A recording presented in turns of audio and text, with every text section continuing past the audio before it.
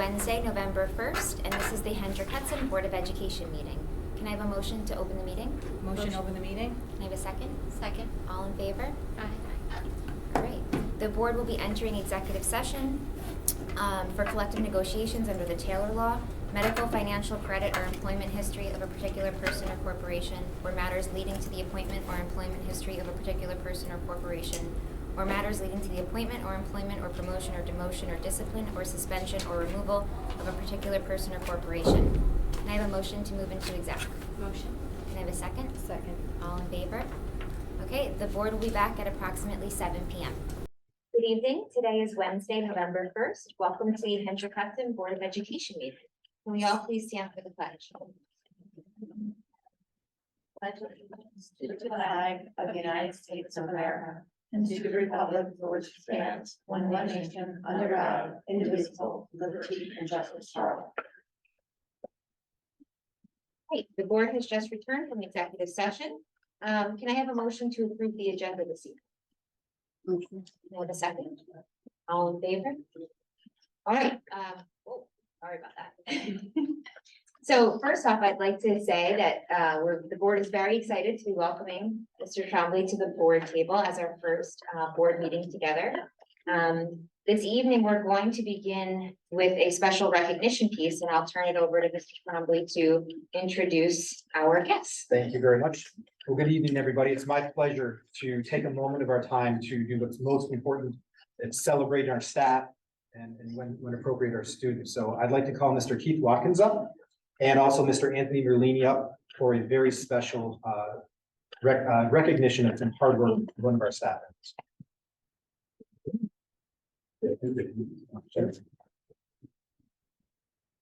Thank you. No, what I got. Thank you. Thank you. Real quick, thank you for having me. Superintendent Trombley, Board President Bernard, Vice President Mills, and other distinguished board members. I too was a Board of Education member for 4.5 years, so I can appreciate what you do, and thank you, and I actually mean it, okay? This is kind of a sweet day for me too. Today marks my 34th year in facilities management across New York State. So I've got 2 years, 9 months, 1 week, but who's counting? This is a really special recognition, and we've already done this for Anthony. I always just offer this service as a special touch so that the folks who you serve and folks who you speak great things about their name in rooms that they're not present in, they understand the hard work and dedication you've put into this occupation known as a director of facilities. There's 16 of us in New York State. 2 of us are standing here with you tonight. So think about that. There's only 16 of us who've gotten this accreditation, who received it, and 2 are here in your library this evening across the entire New York State. So pretty impressive. 2 years to complete this. The handout that I gave you is really a high-level overview of all the work that is required to achieve this accreditation. We give candidates up to 2 years to complete it. Many volley and reach out and ask for an extra year because it does take that. We used to have 25, 30 of us on any given time active in New York State, but after COVID, we had many folks retire, and we're just starting to build up our bank again, so to say, of distinguished directors of facilities who have worked hard to receive this accreditation. So with that, I just want to read this letter that I sent to your superintendent. Superintendent Trombley, I would like to formally thank you and the Board of Education for your support in allowing your directors of facilities, Anthony Merlini, the opportunity to obtain his Certified Director of Facilities accreditation from the New York State School Facilities Association. By doing so, Hendrick Hudson School District has allowed Anthony to join an elite group of facilities directors and become one of only 16 in New York State with this accreditation. This is an amazing accomplishment that I'm confident Hendrick Hudson School District students, teachers, and community will benefit from for years to come. Anthony's decision to pursue and obtain this accreditation reflects his commitment, work ethic, and dedication to creating a safe and clean learning environment. His desire to learn and just be better is evident in all that he does.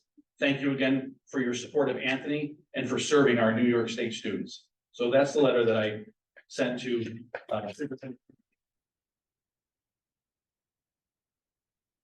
I took the opportunity to embarrass him in front of about 92 people at our monthly chapter meeting in Mount Kisco, and I read that aloud in front of all those folks. He tried to go to the restroom, I think, but I didn't allow it. But with that, again, back in October, Anthony was recognized on stage at our annual banquet in front of more than 300 of his peers. At our annual conference, there was only two folks who took the time to get this done. And you could see the jealousy in a lot of folks' eyes, and I just told them to knock it off, that you could do this too if you really want to. So I do commend Anthony for putting in the time and effort, because with the jobs that we have, families, other things, this isn't something that you just carve out a few hours and you say, okay, I did it. No, it's a journey. It's definitely a journey, and Anthony chose to be dedicated and to get this done. So again, congratulating Anthony on finally getting this done. I appreciate all that he does for you and what he does for our students and our association. So thank you. Thank you.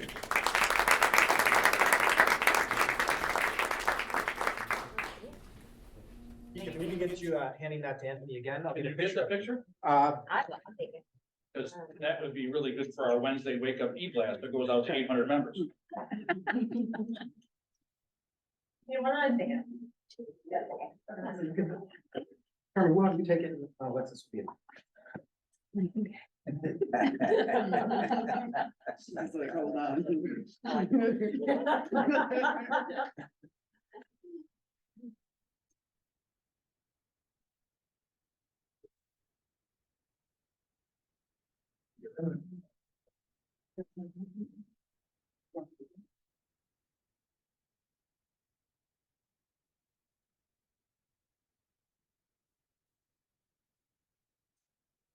Thank you.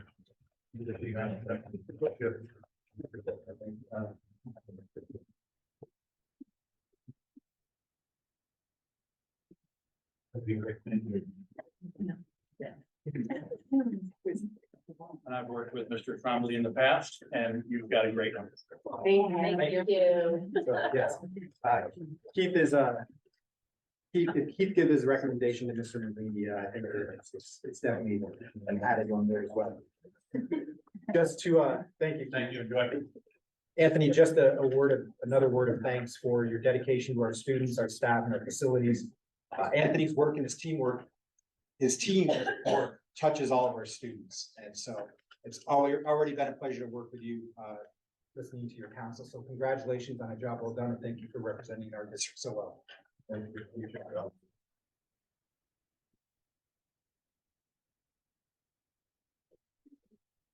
I don't believe we have anyone signed up for audience comments, so we can move past that. Excuse me. I actually want to ask the board, is it okay? Can I make a motion to move our presentations ahead of the consent agenda this evening? Fine. Okay, so I'll make a motion. Second, all in favor? All right. All right, so we're gonna come back to our consent agenda and move on to section 7, which is our presentation. And the first presentation is by Sergeant Dress, the Stop Lead Kits. So thank you, Alexis. So we have Sergeant Dress and Lieutenant, I'm sorry, DeMayo, I'm sorry. Yeah, okay. And recently we had a meeting when one of my first days here, Sergeant Dress and Lieutenant DeMayo wanted to touch base, as safety and security of our students and our staff and our facilities is the utmost concern. So they were there right away. My first week came in, we had some very good conversations about where the district is going in terms of always continuing to improve our safety and security. And one of those items is to make sure that we have tools readily available should there ever be the need to face emergency. We never want to, we never hope to have an emergency, but we hope and have it as a mandate to be prepared. So Sergeant Dress has one of those tools that I'll turn it over to him and Lieutenant DeMayo to talk about. So thank you, Sergeant Dress. Superintendent Trombley, members of the school board president, members of the community, sailor community. I've met some of you. We worked together with a lot of your staff here over the past couple of years. We're proud to be part of your school safety community here. This is Lieutenant DeMayo. He's in charge of our community policing unit. He and I both supervise our community policing unit, and part of our community policing unit is our school safety program. Had the pleasure of working with Mr. Merlini on some preparedness projects and with Ms. Shookman on some prevention projects. One of the things that we are doing with the county police and working with your schools from the prevention side is working with you on a universal triage and threat assessment program. And with Mr. Merlini, we attend your safety committee meetings, your district safety committee meetings, your SROs attend your building safety committee meetings. And part of preparedness with Mr. Merlini's input was a community preparedness grant that the county police was able to obtain for your district and the other school districts that we serve. And we're able to present to you tonight 60 Stop the Bleed kits. So in this kit comes a tourniquet, some chest seal, quick clot, trauma dressing, blanket, shears, gloves, surgical mask, and a mini Sharpie. Why is this important? So obviously preparedness, it can be used throughout and however you want to disperse them throughout your district. There's 60, but it could be as common as a student playing outside and gets a bad laceration. Now your school district is be better prepared to render that aid. One of the things that we do with our school districts is come in and work with your staff and provide what we're calling it, it's basically first responder training. It's immediate responder training. So a lot of the you members of the community here today would think of first responders as police, fire, and EMS. We're shifting also in terms of some of the training that we partner with local police, fire, and EMS, as well as the Department of Emergency Services. And we come in and help the school districts provide immediate responder training to their staff, because really what happens in an emergency is the first line of staff members that could provide emergency medical aid would be the teachers and the nurse and the phys ed folks. So this Stop the Bleed kit will go along with training. So your staff is fully trained on how to use something like this. But you're probably aware of this type of thing, tourniquet training. Lieutenant DeMeo is going to actually show you how quick it works. And then we'll be out because I know you have a very busy schedule tonight. But certainly it's a life-saving tool. It's going to be as common as AEDs and fire extinguishers. And we hope to continue our great partnership with your school district. And we're certainly committed to doing whatever we can to help have a safe school environment for your Hen Hud community here. So I'll let Lieutenant DeMeo just show you real quick how that works, and then any questions, and then we'll wish you a good night. Good, thank you very much. Did you want to come up? Yeah, sure, come back. These are very basic, but they're very, these kits were designed for mostly, came from a lot of the military, where they learned that with a tourniquet, chest seal, quick clot, you can treat almost any injury long enough to get into the hospital. And I encourage you also, these are very cheap. You get them on Amazon. I have them in all my cars and my personal cars. Have in my house, tourniquets like this can save your life, save your children's lives. So anyway, I'll show you real quick. You have this very thin arm, so you can turn it face here. If you can put these on yourself also, we train to put them on ourselves. You slip them over or one direction. I believe we're going to provide a lot of the training here for the staff and for anybody in the fire department, provide that training. But you basically just pull it up here. It's Velcro. You pull it tight, wrap it like that, and then you just twist this just like that. And I don't want to twist it. Okay. You twist it all the way until the bleeding stops. And you hook it in there, all right? This comes off, comes over the top, you write the time, and then a blood type, you know, the blood type, and then just to make sure it's working, you can check the pulse. That's it. It's that simple, it's that fast. This is pretty standard training now for you know, schools and our officers, and something as simple as this. You can leave that on for up to 8 hours, 8 to 10 hours, and not have it. You know, one of the myths is that if you leave it on too long, you lose the arm, lose the leg. That's a fallacy. You can leave it on 8 to 10 hours, maybe longer. They prove that overseas where they transport them, you know, by helicopter, and leg injuries, arm injuries, and they're fine.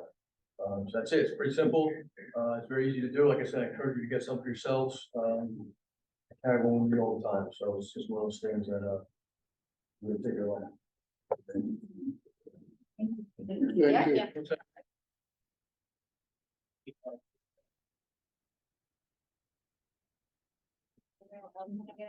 I have a quick question. Do you apply it on, above, or below the laceration? So it's always above, okay, and that always goes I as was high just gonna say, as you get it. All right, and you can put more than one on. It was your leg. Like you go as high, you lift it down by your ankle, put up as high as you can on your leg. And you can just, obviously, use subsequent tourniquets, when you would never take a tourniquet off, to put another one on, you just put on a second tourniquet, you put it just below. All Why right, do always, You wanna hold one up for the photo? yeah, we're gonna provide all the training, but always go as high as you can on whatever limb, Like, goes on. big idea. Oh, wow. We're gonna hold it up. Thank you. With the board's permission, I'd like to call Anthony Berlini back up. Yeah. That's his role. So Anthony, you're called back up for a. We're a little bit short. How we're all standing or sitting or sitting? Should we all? Yeah, more to the I'm getting the picture. We could just stand right behind you. if you want.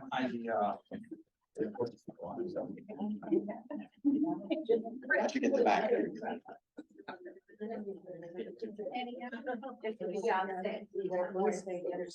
You're in, not in, you're in there. Like, take the, Ladies, they want you to. Ladies. There's a spot right next to Jeremy. I'm not talking.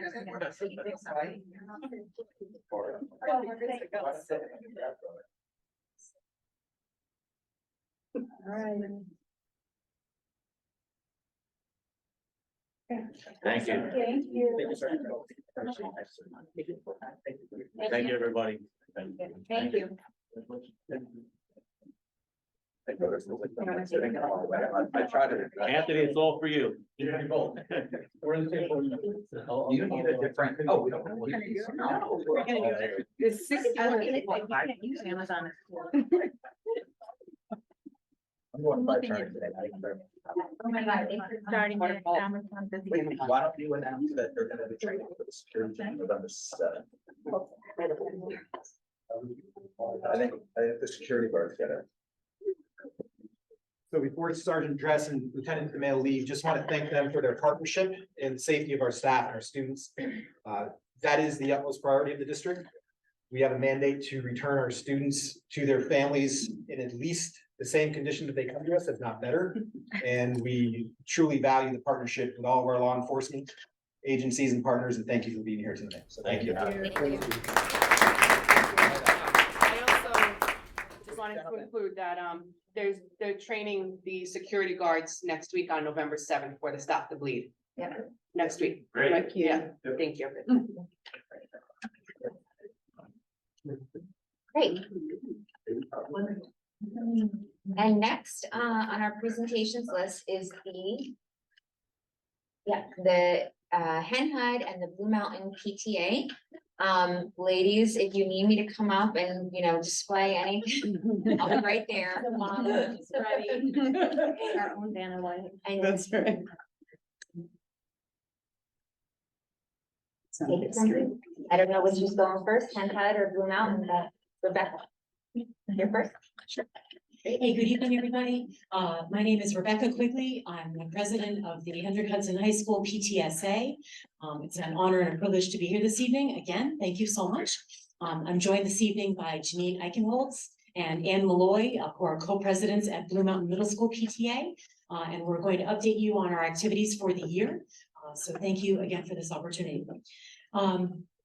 Greg, our next slide, yeah, exec boards, you guys know. You know how to get a hold of us and you know where we are. So at the high school, our priorities and challenges this year, we continue to want to provide low-cost events for all of our grades and all of our students. We were really pleased because at homecoming weekend, for $28, you could attend every event that was being offered at the high school that weekend. There was the homecoming football game, which was free. We had a homecoming dance that was $5. It was attended by 380 students at the high school, which is more than half of our high school population. We had a pancake breakfast on Sunday morning, which was a new event for us, and we're hoping to bring more community into that in the future. That was $8 to attend. And then we had a color run on Sunday afternoon that was $15. So again, for $28, you could attend every single homecoming event that weekend. And we had a lot of attendance at all of our events, and we'll hopefully build on more in the future. We are offering a low-cost SAT and ACT prep class to our students this year. I actually just had a meeting about this today. And we also continue to offer free winter and Cinco de Mayo carnivals. These events occur after school and they are free. Our advertising is hysterical because we keep promoting free food, and the kids show up and they say, really, it's free? And we say, yes, it is. So it's a lot of fun. So that's perhaps our main goal for the year is to continue to provide all these low-cost events for the students so that everybody can participate regardless of what your situation is. We continue to support student-run events. We just had the incredibly successful Haunted High School last week, where we had a huge elementary population here. They toured classrooms that were run by our high school students and their clubs. Anyways, an amazing event run by our student government advisors and staff of students. So congratulations to all of them. We also helped the senior class provide refreshments for the homecoming dance. We now have a student representative for the PTSA who is a senior, and they've been attending all of our meetings. We started this last year. As you all know, we've been making fashion show donations after our successful March event to the junior and senior classes to help offset their fundraising for their senior prom and their senior activities. We've been working with the staff and the guidance office to assess needs for student-centered programming. I'm proud to announce that last spring, we secured several hundred calm strips. These are stickers that you can attach to a water bottle or to a laptop or a phone case, which we've seen here in the high school. And we handed them out during our book sale, our used book sale that happened last spring. We had one for every student in the high school, and they were received with rave reviews. So the idea is the strips are in either a square or a figure 8, and they come in different shapes and sizes, and they have different textures to them. And when you are feeling anxious or nervous, you would run your finger over the strip and do a breathing exercise, and it lowers your anxiety. And they were received really well by the students. So we're hoping to do more activities like this in advance of finals at the high school because they were really well received. We're offering a number of college planning events for families next week and throughout the year. We continue to offer teacher grants, and we also have our career fair coming up on the 15th of this month. So right now we have about 20 professionals signed up, and we're hoping to get more. I think last year we had almost 50 professionals at the event. One of our other priorities is we want to ensure that all the students are aware of all of our events. We promote on social media, and we seem to hit a good swath of our parents, but we're having trouble getting the words to our kids. And it could be that it's in their inbox and they just aren't checking their email, but we're working creatively and constantly to make sure that the kids know about what our events are. We've talked with the administration about perhaps the PTSA getting some sort of a Schoology page, so we don't have to rely on guidance and student government to promote and the classes to promote our events, but that's a work in progress. And we've also even resorted to putting old school flyers around the school, which surprisingly get noticed. So we continue to offer bilingual communication to our families, and new this year we're offering bilingual graphics and flyers on our social media accounts, which we haven't done before. And we also need to increase our parent involvement for our fundraising, our volunteerism, and our membership. We want to encourage our parents to stay involved as much as they want to and as they are able. I'm aware that a lot of people, as the children get older, they take on greater responsibilities with their work and their jobs, but our events are clearly really popular with our students, and we need parental support to make sure that we can continue them. So I just want to highlight a couple of our initiatives so far.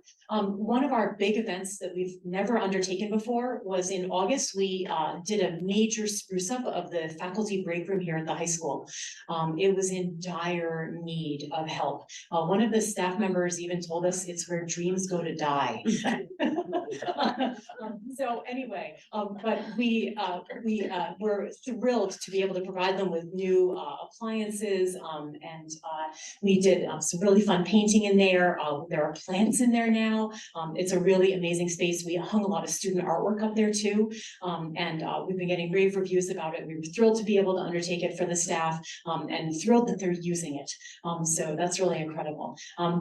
As I mentioned, we've already had our homecoming events this year, and Mohammed High School, our test prep classes are coming up. And we have several college career events happening this month as well. You can see our fundraising events that are happening throughout the year. I'm also pleased to announce that we have received from the New York State PTA an Early Bird and a Trailblazer Award for our membership members so far this year. And we hope to continue to have more and more people join us. Because I think people don't understand they can join us financially without joining us for volunteerism. Of course, if you want to volunteer, we'd love to have you. But that's a really great way to help us out without having to put in the hours, so to speak. A lot of our fundraisers are duplicates of last year because they've been successful for us. So we're looking forward to continuing them. As far as our considerations for this year, we're hoping to increase our fundraising levels so that we can continue to raise the amount of teacher grants that we offer every year. Now that we are fully back from the pandemic, we're seeing more and more teacher requests. So we want to be able to offer and honor as many of those as we can, and hopefully not turn anybody away. So we're hoping that we can increase our fundraising to offer more of those. And as far as support from the school board and advocacy, these are some things I've already touched on in the past, but I would continue to advocate for building use forms to be automated because it is a lot of paperwork for PTAs to complete when we want to use the building for one of our activities. And I'm hoping that we could do some sort of an automation of this in the future instead of the forms being filled out in quintuplicate. Anyway, I just wanted to put in a plug for that. I know I asked for that last year as well. I would also love to explore with our administration some sort of a way that we can better communicate with the students. Maybe it's a Schoology account, which is the platform that the high school uses to communicate with the students and the staff. Some way that we can facilitate and make sure that our events are being publicized directly to the students. I also want to talk to you about the substitute staffing that's happening at the high school.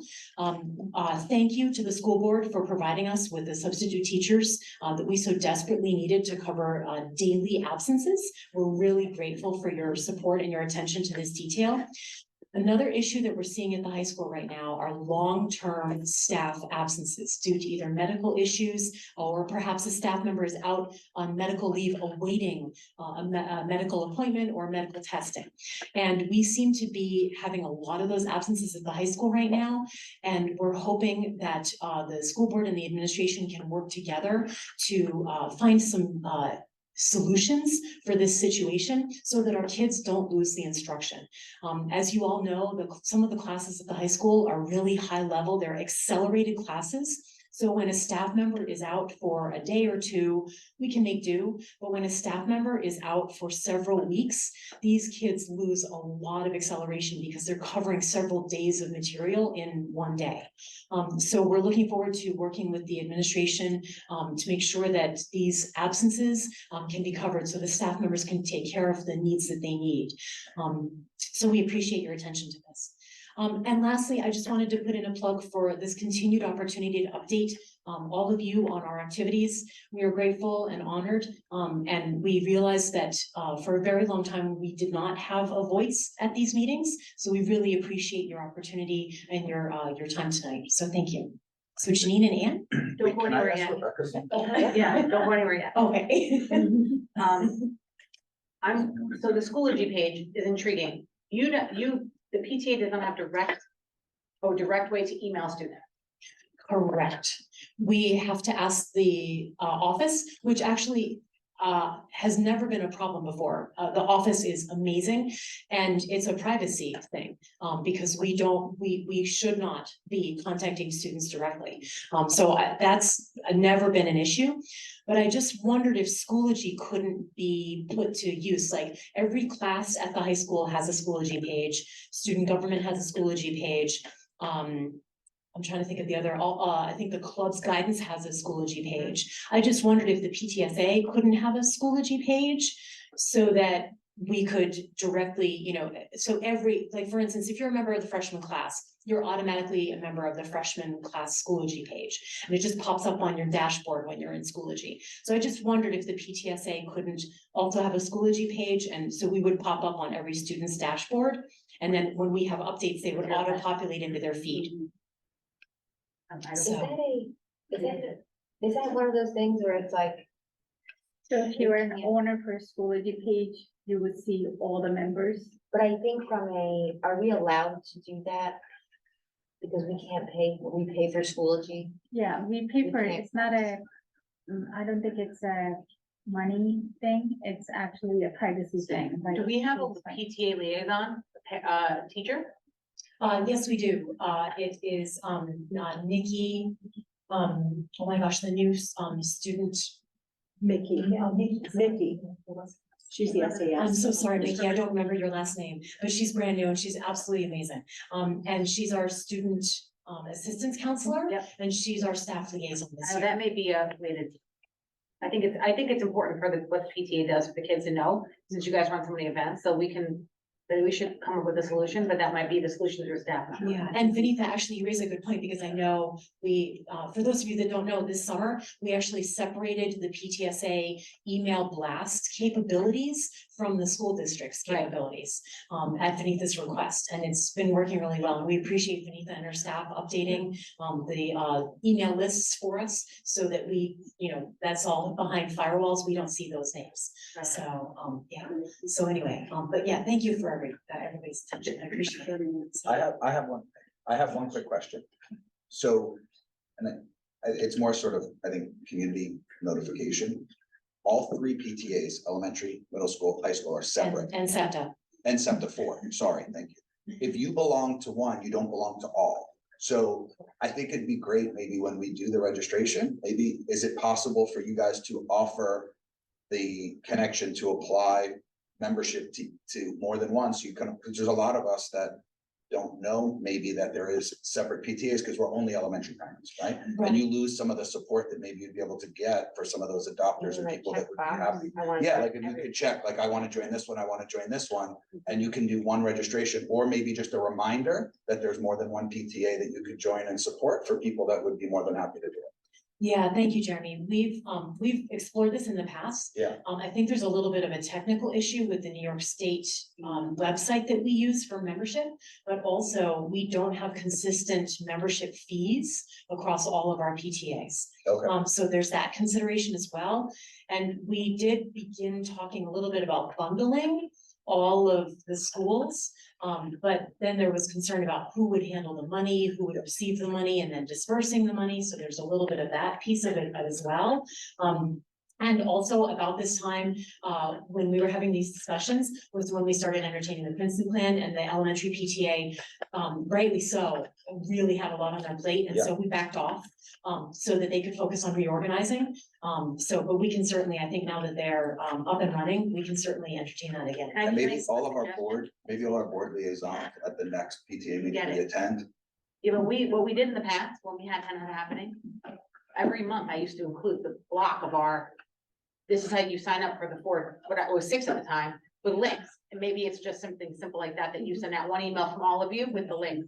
So we can do that. New York State bylaws prohibit, like, you can't just join one and join all. We are separate units. We pay separate dues to New York State, and we have our own sets of bylaws under the New York State bylaws, which are under nationals bylaws.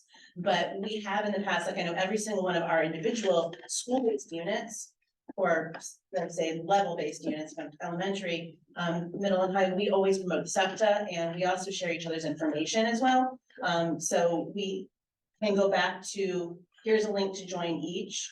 If you're not aware, we also try to make people aware that you have to rejoin the PT every year also. You can't just join once when your kid's in kindergarten and you're good till 12th grade. It's an annual thing. But we can definitely share the information more, but it can't be, because of the way it's set up with the state. It's an individual link and an individual payment for each unit. I think it's the one email. I think a lot of people think that, oh, I'm a PTA member, and they don't realize that there's 4 PTAs to be member of, so. Perfect, thank you. Thank you, Rebecca. And I think, Mr. Trombley and Anita will circle back on how we can help you with that technology. Mrs. Heiser lighting up. You guys all know, I'm Janine. Hi, Janine. Hi. For those of you at home who haven't seen us around, I also want to recognize, we have, Vice President of our unit and also the high school unit, Michelle Hills here, and Therese Sinks is here. She's our, advocacy rep for the middle school to the district-wide advocacy committee. So they're here also. Well, thank you for having us. As Rebecca said, we're very, very thrilled to be at these meetings with you all. So just wanted to recap. When Janine and I started last year together, there were a couple of things that we knew immediately we wanted to address, and communication was one of them. I'm sure our meeting was your favorite meeting last year. You remember this, but just in case you don't. We had come to a point where people were desperate for communication, but they were drowning in communication for the district. So we made it a point for the middle school, at least, to really streamline our communication, make sure it was simple, make sure it was, there was a regular cadence so they knew when to expect it, and also to make sure that it was accessible. So we were translating it to Spanish for the district. That worked out really well, got a lot of very positive feedback. We do it both in email form and using our social media, and we're going to continue to do that ongoing. And certainly what we do is anytime we're sharing anything, we do share with the other PTAs and we share their information. We cross-pollinate our collective social media to help sort of really evangelize what's going on in the district. So that is one thing that worked really well, and we will continue to do that moving forward. And we just joined Instagram, so the middle school is now, yay, we haven't done anything with it yet, but we officially have an account. And so that will be coming up soon too, in addition to our Facebook group. That is very true and very exciting. We've been having ongoing discussions also with the faculty. It was very important for us to hear directly from them, what they would like our support with, how we can help them with their curriculum and in their classrooms. And certainly, as you all know, we have been having ongoing discussions with all of the district leaders, because communication is key. So that worked out well. We're doing it. That's our plan. And within our own group, we had a new principal last year, we have a new principal this year. So it's been important for us to establish a good relationship with the new principal, and to build on that so that for years to come, the PTA and the principal have, great back and forth. And both Mrs. Collins last year and Mr. Giovanazzi this year, both have been amazing with that. And we reach out to them, they get right back to us, and if they need something from us, they know that they can reach out to us and we're there to support, because we look at it as that symbiotic relationship and we can really work with each other to make sure everybody is successful. Great. So our initiatives this year, we have done another round of Meet the Principal this summer, and again ahead of the Meet the Teacher nights to allow all of our parents to come in and meet our new administrator. We were requested and we were happy the first week of school to bring some popsicles in, because it was really hot. And all the kids were very excited. Those of us who had to go and get more out of the freezer were very happy to go stand in the freezer for, the 30 seconds and cool down before we came back out. So that was great to be able to be in the school the first week of school. One of the things that we're really excited about this year is we're making our staff appreciation a year-long thing. So we culminated last year by doing our own spruce up in the staff room, the secondary staff room at the middle school, and that was very well received. We got a lot of positive feedback from the staff there. Some of them didn't know that it existed, and we were really thrilled to make it a really lovely space for them to be able to work, eat, relax. We stocked it with coffee maker, electric tea kettle, snacks, teas, hot cocoa, sugar packets, cups, all of those things. I was actually in there today because our first staff appreciation for this year is to restock that room. So today I went in and unloaded a box full of cookies that hopefully the staff will be enjoying, and stocked up everything else that we could. So we've got a lot of things coming in from parents and we're bringing that in. Every month this year, we plan to focus something else for our staff, just to let them know that we do appreciate them year long. We, together with the high school, middle school and high school, each sent in for custodian appreciation a month ago. We provided lunch for our custodians. We recognize each of our staffs, our nursing staff, our guidance staff, on the appropriate days throughout the year. And we will, of course, recognize our teachers during Teacher Appreciation Week next May. But like I said, we wanted to make sure that this is an ongoing thing, so they understand that we see what they do, we see what you guys do, and we really do appreciate all of the effort that they put in and the hard work and the dedication to our students. We have already started our cultural enrichment program this year. We're really thrilled. Our 8th grade teachers have been very active in bringing stuff to us that they want to do, and we are happy to provide it. So our 8th graders have already had some great experiences. This year's 8th grade class was 5th grade in 2021. Yeah, I can't math, but you know, that's why I do what I do. They missed a showcase. So this year in 8th grade, they got to go to Sharp. It was a day-long trip, it wasn't quite the same, but we're really happy that they got to go and have that experience. They also had an incredible local author come in and spoke to all of them. They read the book and then they got to hear from the author. Today in the school, one of the teachers approached me about another author she wants to bring in, so we're looking at that. And we're hoping to make some of these experiences for the entire school, so that yes, it's an 8th grade book, this is what they've read, but let them talk to the 6th and 7th graders as well, so that everybody gets that experience. So we are working on all of our cultural enrichment programs. Michelle heads that up for us, and she does an amazing job. Our choral students are planning their trip to Broadway. Our Italian American Club is looking at a completely new experience this year. I don't want to spill the beans yet because it has to be public, but it's going to be really, really great. And I'm really excited. And I've already asked if I can chaperone in case they need anybody, even though I'm not Italian. It would still be fun. I can learn some words. Can I just, I will say, I think, you know, last year we were really encouraging the teachers to reach out and ask us how we can help support their classrooms. I think it was a very difficult year of getting resettled, but I think that communication and that discussion last year is paying off this year, where they're actively coming and seeking us out and asking for the support. So it's amazing to see. Yeah, we're really thrilled with that. So that's what we've got. It's on the left-hand side there. On the right-hand side, you can see some upcoming events.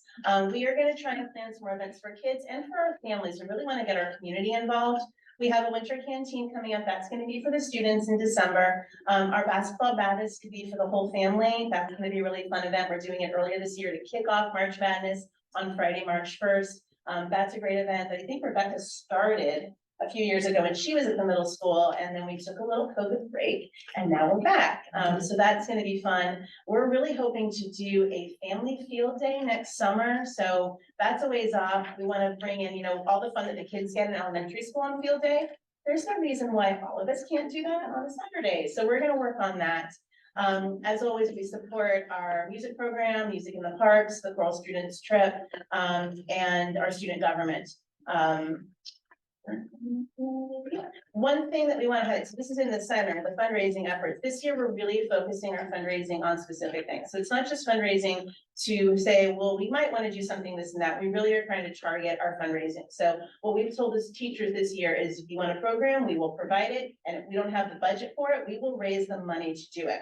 So we have our PTA membership, which is ongoing. We just finished School Pictures. Our retakes for today went great. Our Spiritwear sale that we do in conjunction with the high school PTA closed on Monday, and we were very happy to see the response on that.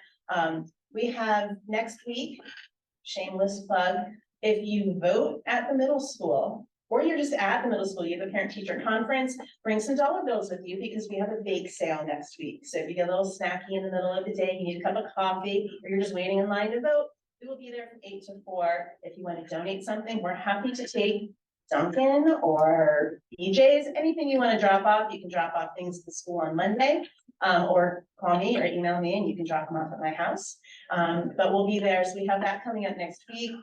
And our big event that we're really excited about, that we are close to finalizing all the details for, is we're doing a holiday shopping extravaganza on Tuesday, December 5th. You can kick off your shopping season. We are working with the music teachers at the middle school to hopefully have a performance by some of our students at Barnes and Noble. It will be a shopping day there, so you can go and you can say, I'm here for Blue Mountain Middle, and we will get a percentage of sales. Then you can go across the street to Dove City Soap, and you can get some lotions or some laundry detergent. Same thing, we will get a percentage of sales. And we're working with one of the restaurants in that same little area there, so that you can have dinner too. So dinner, shopping, music, it should be a fun thing. And that's something that we will promote. And we know that the high school and the elementary school also cross promote for us to get as many community members out, just to, you know, have fun and enjoy the beginning of the holiday season. And we are going to target and we'll try to, reword that. We're going to focus these fundraising efforts again towards our cultural enrichment programs so that we can keep providing more things for our students and our teachers. Under our BOE support and advocacy, as you all know, we have a dedicated advocacy committee in the district, has representatives from each of the units. That advocacy committee held their first meeting last week, and some topics were identified that we'll be working on throughout the year. So we're really excited for some of those programs that are going to be coming up, and perhaps the advocacy committee can come and present as well, so that you can hear specifically from them as to what they're working on. I'm sure that our reps would be happy to do that. We didn't put it on there, but I will totally echo, as the one who fills out most of the forms, quadruplicate, quintuplicate, plus the extra form, that it's a lot. And if you don't press really hard with the ballpoint pen, it's not gonna go through to the bottom one anyway. So putting that online would be fantastic, and probably easier too, because you guys have to, building has to approve all of those. So we will definitely get behind that one. At the middle school this year, we had a new schedule and a new program that was introduced for our students. They now have a 4-day instead of a 2-day AD schedule. It's ABCD, and they have advisory periods every couple of weeks, twice a month, every 2 weeks. So this is new for everyone. And we are working with our administrators, Mrs. Scullins, who came up with the idea, Mr. Giovanazzi, who's implementing it, to put together a meeting hopefully soon where this can be explained in more detail to our parents so that they understand it, because it is a bit of a shift from what we had before, and it impacts our electives, it impacts what the kids are getting on a daily basis. So that's a big event, a big advocacy effort that we're working on specifically at the middle school, and we'll be updating our parents and our community as we get more information on that. So busy start to the year as always, but we're really excited about it. We think it's gone really well. It's been great we've been able to be in the building, which we love. And we're enjoying that and looking forward to the rest of this year. Oh, yes, we did. So we were not thrilled with our experience the last couple of years. So we moved this year to Urban Simon, which is the photographer that services all of the elementary schools. We had a great first experience with them this year. One positive of doing that is now that, so if you have families that have 3 or more students in the district, once you hit that 3rd kid level, they get a rebate. So I think you buy for 2 and get the 3rd free. So that was great for parents who might not have kids all in like the elementary level, but have, 2 in elementary, 1 in middle. Now they can get the benefit of that. So that's great that we've got one photographer now working at 4 of our schools. Just helps make everything a little easier across the board. Yeah. So we thought it would be helpful to sort of share how we approach the distribution of our BOCES funds and how we handle just support across the school in general. We are very fortunate to have access to these BOCES funds, and we take the responsibility of dispersing those funds very seriously. And by we, I mean, Michelle does pretty much all of the work, so I'm using royal we here. But essentially, there's a couple of core tenets that we abide by. Number one, we try and do our best to make sure that that money is distributed equitably across each of the 3 grades for the BOCES money, and all the money, but the BOCES money in particular, because it's a fixed fund. That's number one. Number 2, whenever we do a program, we do our best to see if it can be expanded to the school as a whole, similar to how we approached that author visit earlier this year. They did a bespoke initiative for that grade, and then they followed up with sort of a larger initiative or a larger discussion that was open to the school as a whole. So we try and take that money and make it work as hard as we possibly can for the school. That's number 1. Number 2, anytime we use any funds for an activity that is outside the school, we have a standing practice to ensure that the parents pay for 50% of that opportunity. And that allows us to make sure that that money is dispersed equitably across the school, and that we're not concentrating funds through 1 or 2 initiatives. Allows us to do more with that money. And of course, there's support for any families who require it. But that is also a standing practice that we employ to make sure that we get to do as many things as we possibly can within the school. And then last but not least, any grants that we provide those to faculty members who are members of our PTA. We just feel that that is an appropriate expectation of the faculty members if we're going to support them, that they also support us. So we just wanted to share this. This is just been an operating practice for us. That's not necessarily been, certainly hasn't been secret, but it hasn't been overtly shared. And we thought it was important for everyone to Can I add? know, yes. Cause you're I'm prior to you. Yes. So I think we always kind of practice this. Correct. Now I just want to point out the funding through BOCES provided by the district. Blue Mountain has always had the practice of parents paying 50% of the field trips or whatever, they always, as far as I can remember. When you say equitably, you actually just mean equally, Equally is a better term. you're right? correct. Because, For that one, yeah. so is that limiting your opportunities for students? Because sometimes things cost more for, a teacher might want something that costs more. I'm sure Sharp costs more, right, for the 8th grade. Than something might for the sixth or 7th grade. Is that holding you back from providing a more equitable experience based on what the needs are? We have, so what we will do, and you're certainly not letter to the law, there's no decimal points in our allocation.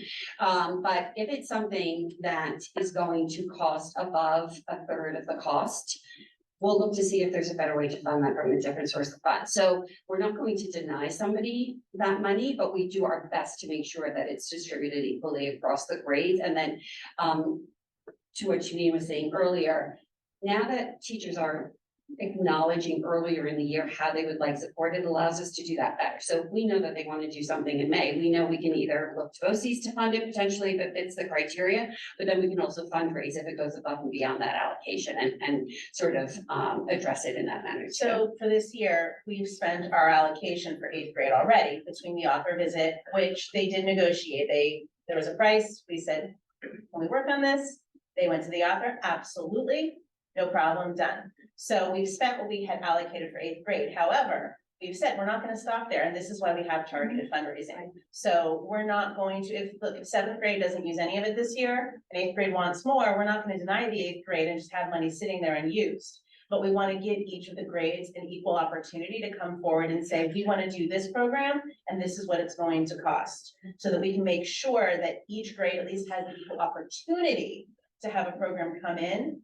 And then if we need to raise funds above and beyond the about $3,000 that we've allocated for each grade level, we can do that. And we can say, we're going to do a fundraiser and it's going to be to support this. We've also found, or at least I found during my time at Furnace Woods, that people like supporting a fundraiser when they know where the money's going. So if we say, we're gonna do a fundraiser of selling candy bars, because, I got that email today for junior class kids. And this money is going to support a program for the 8th grade to do this. We'll get a lot of buy-in from the 8th grade families, probably from others as well. So yes, equal is probably better than equitable there because the costs are. The cost of it is different. We have this in elementary too, right? Yeah. It's more about the program. The program that was requested today was by a 6th grade teacher. So we're hoping that, great, we've got a 6th grade program now that we'll have, they're working on and getting information. And you guys might not know this. What is your BOCES allocation for middle school and what about the high school? Our allocation is like 11,100. What we do, because the way the BOCES works, some of you know this, that you pay fees to BOCES. So we have 11,100, which equates to about 9,000 that we actually get to spend because the 17% fees, we take that off the top so that we're not then having to spend more on the fees after. So we take that out and we say, this is our working budget for BOCES. So ours this year comes out to about $9,000 for the year. Yeah. For 500 and something children. Yeah. You know the numbers. Yes, and then what I will say though, by dividing the money by grade, we're also actively encouraging, let's say we don't hear from the 7th grade. So we will actively pursue 7th grade opportunities to make sure that they also have that. So it allows us to also, I would say, encourage more participation in BOCES money too, and it's like just sitting here. Yeah, and then we have separate line items for other programs as well. We also offer teacher grants for the classroom and for our clubs. We have a beautification grant every year, so the teacher that sponsors the beautification club, they can go by dance, and we can do things like that. So we have that is also separate. Two things I was gonna say, and one is, next week is the annual PTA convention. And I am representing both the middle school and the high school units, so I will be reporting back to our units. This is our business meeting of the PTA. We voted on resolutions. There are a couple of new ones up this year about gambling, so that should be interesting. We also have workshops and we share that information. Whenever we attend, we share the information with all the officers and PTAs, all 4 units. So, and just to specify, we do a lot together, the high school and the middle school, and that's our next slide that Rebecca's gonna come back over and we'll talk a little bit about some of the programs and the events that we try to work on together, but we are separate units. So there are 4 units in our district. SEPTA represents K through 12, pre-K through 12. And it's every student in the district, whatever their needs may be, SEPTA is there for them. Our elementary unit is our pre-K through 5, and they represent each of the 3 buildings. They work as one, and you'll hear from Dana and Antoinette in another meeting. Middle school is Blue Mountain, and high school is here at Hempstead. So we have 4 units, and yeah, we welcome everyone to join all of them. All right, so our last slide is our collaboration and joint initiatives. Like I said, we do a lot together. We just did our joint spirit wear. We do that twice a year. So we were really excited. This year we used a new vendor. And so far so good. Everything went well with ordering. Hopefully everything will go well with delivery on time for the holidays. We are here presenting to you. We do this as a team. We always try to get our PTA convention and representatives at our local Westchester East Putnam region PTA events. Things that we do is the Ask a Ninth Grader panel. We do that every year. We hold it here. PTSA sponsors it, and we promote it to our 8th grade families so that they can come in and hear from the 9th graders. Our used book sale, we've done it 2 or 3 years now. 2 years, 2 years together, and that has gone fantastic. It's grown every year. This year, we're moving it a week up in June, so it will be before classes end and seniors are kind of getting out of here. We do a couple of days here, a couple of days at the middle school, and then we ended up last year at the Portland at the youth center because it was going to be like a rainy day, and actually I think it went really well there. We're gonna look maybe at doing that. We'll look at that again, but it opens up to the whole community as well. I think the joint meeting. Oh, Administration went really we've held a couple of meetings last year with our district administration to allow our middle school and high school students to hear from Dr. Lauro came and presented to speak about staffing at the middle school and high school. So things like that, when we have issues that impact our secondary level, we love to be able to do them together instead of having to have a board member, a superintendent, or an administrator come and meet with individual units. To do that together and get information out to all of our families together when it impacts them is a great opportunity, and we really appreciate all the administrators who have been able to do that for us. And we focused it on a single topic to sort of help manage the discussion, and that worked out really well for us as well. Does anybody have any questions for us? Further questions? Thank you again. We really love being able to be here. We love being able to share with you guys, but also with the community. So if anybody's watching at home, watching tomorrow or next week, we hope that they know that we're here for the families. That's our main goal. And we're happy to be able to share this information. So thank you. Thank you. everyone. And we'll make sure that we get a date on the calendar for the spring that is not the night of the budget vote. Thank you very much. Yes, so after the holidays, we'll start talking about I that. mean, if you want to set records, I could try, but That was so unbelievable. fast. It was unbelievable. Not fair to you guys, so thank you for being here. So just want to thank Rebecca, Janine, and Ann for their presentation tonight, but also the warm welcome of you and your constituent groups. I would encourage every parent, student, teacher, and faculty member to join the PTSA and PTAs, because as you can see, how much you truly give back to our students and bring the overall community connection to our schools to a level that truly shows the value of what good partnerships can do. I could add one thing on to piggyback onto that. So Rebecca mentioned that the high school PTSA won membership awards for September and October for reaching certain goals. The middle school actually reached both of those goals as well. The goal set out for us by New York State PTA for November is the staff award. And each unit's goal is to have 75% of their building's staff as members of their PTA. So this month we'll be doing a big push to staff in each building to join. And we hope to be able to add another little badge to our annual set for the awards that we've won. So thank you for saying that. And how do we sign up? We're interested. We will share the links. We each have our own unique link for joining. So we will figure out the best way of getting that out there, but we will post and we can put all 4 together in one graphic. And we can share that in the community groups on Facebook, and we're happy to share also with a district communication. I know that you guys send them out. We can maybe pop it in the parent square so everybody knows that if they want to join, here are the links for each of the units. Thank you.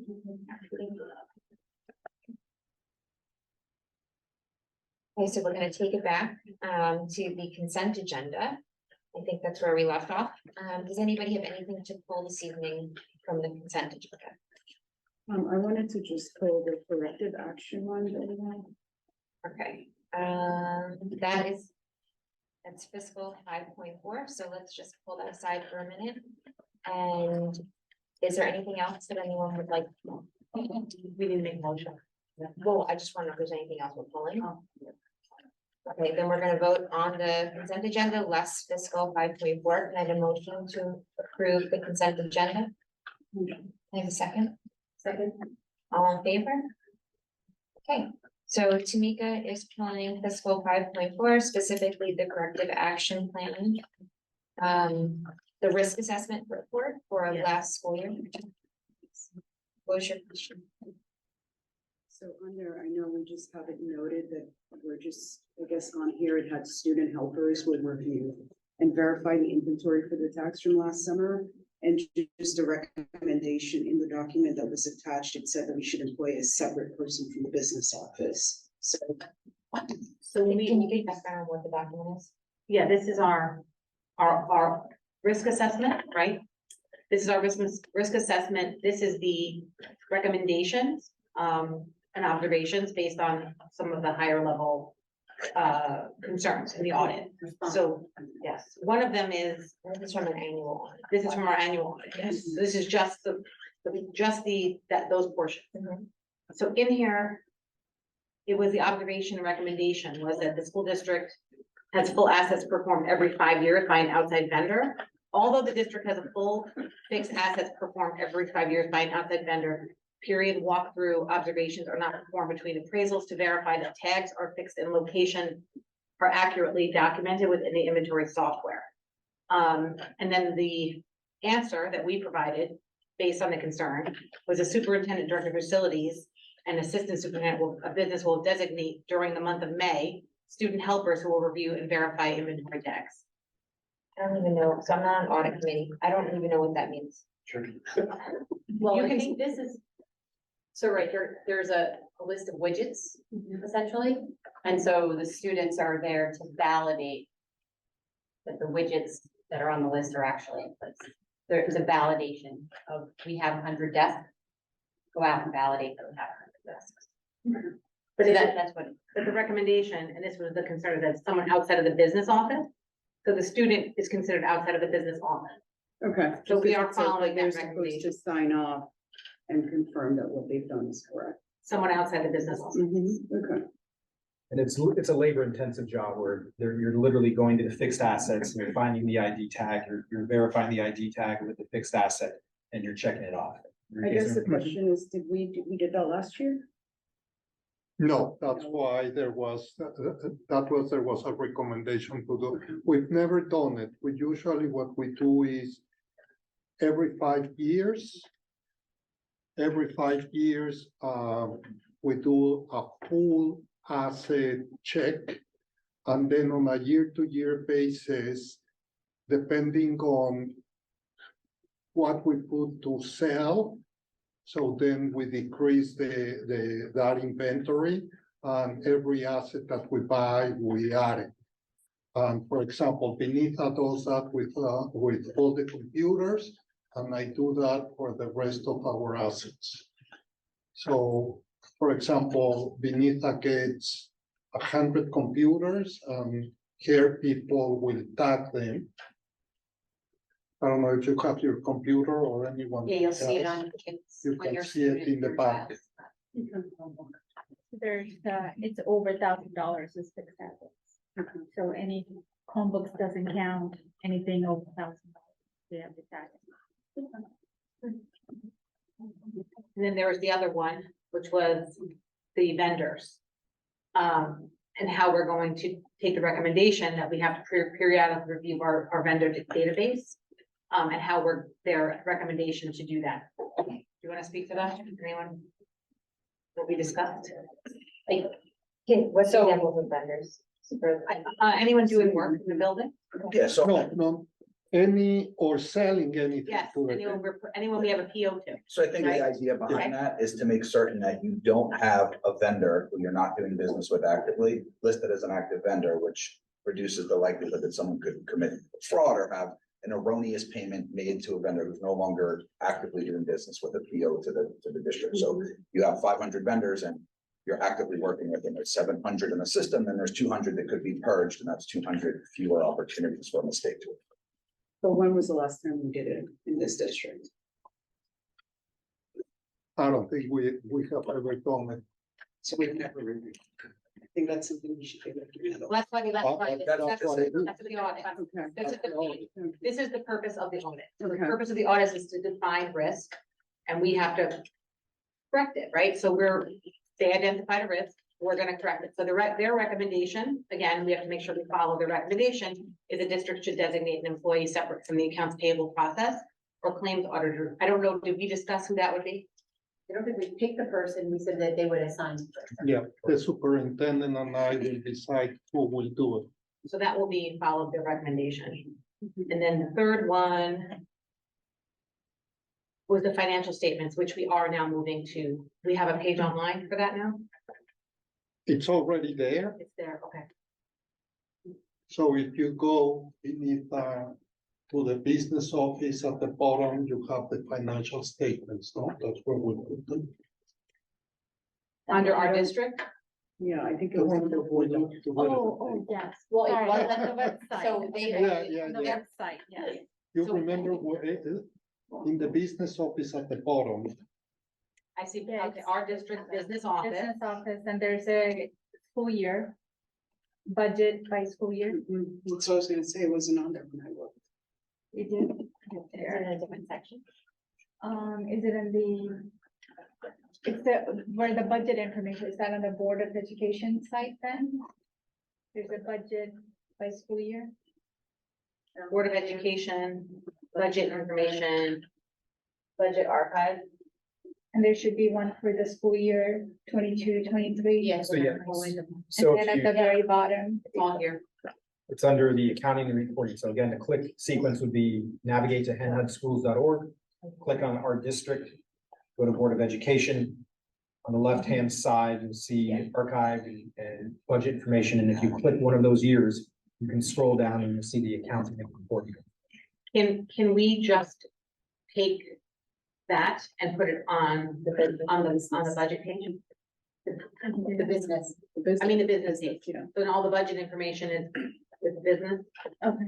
okay, Would like to move that into the operations, maintenance and safety? Or do you just link to it? Yeah, just put a link to it. So it can be in both, On both right? places. Then it's just linked Just to. add a link. So I think the simplest explanation here is this all occurred from an audit and they looked for places that we should do things a little differently. So we haven't done these either in ever or in some period of time that they feel to be sufficient. They're now saying, hey, these are some areas we want to see these. And then we go and say, okay, got it. And then put them in. So for the next audit, they'll be completed and they show corrective action. And then the reality is they're probably going to find another series of items that they would like us to show improvement on for the following. I mean, I think it's just, it's like a hamster wheel, right? But the budget was in board docs, but their opinion or their thought, it wasn't easy enough for people, for the To find. community to find. So the recommendation was put it on the website. Gotcha. Thank you. We just need to now make it easy to find on the website. Right. It's there. Okay, so Any now we other can make a questions? motion to Yep, as long as everyone's okay. approve fiscal. Good. 5.4. Okay, can I have a motion to approve fiscal 5.4? Motion to approve fiscal 5.4. Second. All in favor? You haven't, oh wait, I just skipped over. We have 2 donations this evening. All right. The Hendrick Hudson Community Education Foundation has made a donation of $1,067 to fund the purchase of a smart TV panel for the high school bookstore.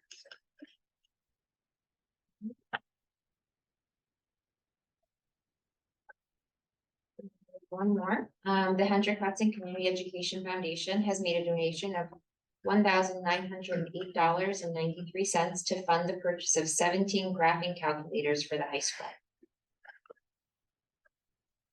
Now I need a motion to approve the donation. Motion to approve. Can I have a second? Second. All in favor? Thank you for those donations. Now I can move on. Okay. We are at section 8, our superintendent's report. Thank you very much. I hope everybody had a happy Halloween.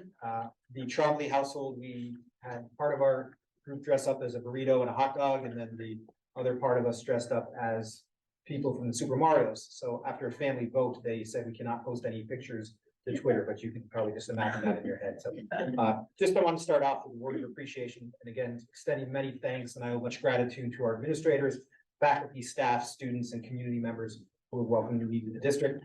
It's been truly wonderful attending events, visiting buildings, and meeting so many very wonderful people of the Hendrick Hudson community.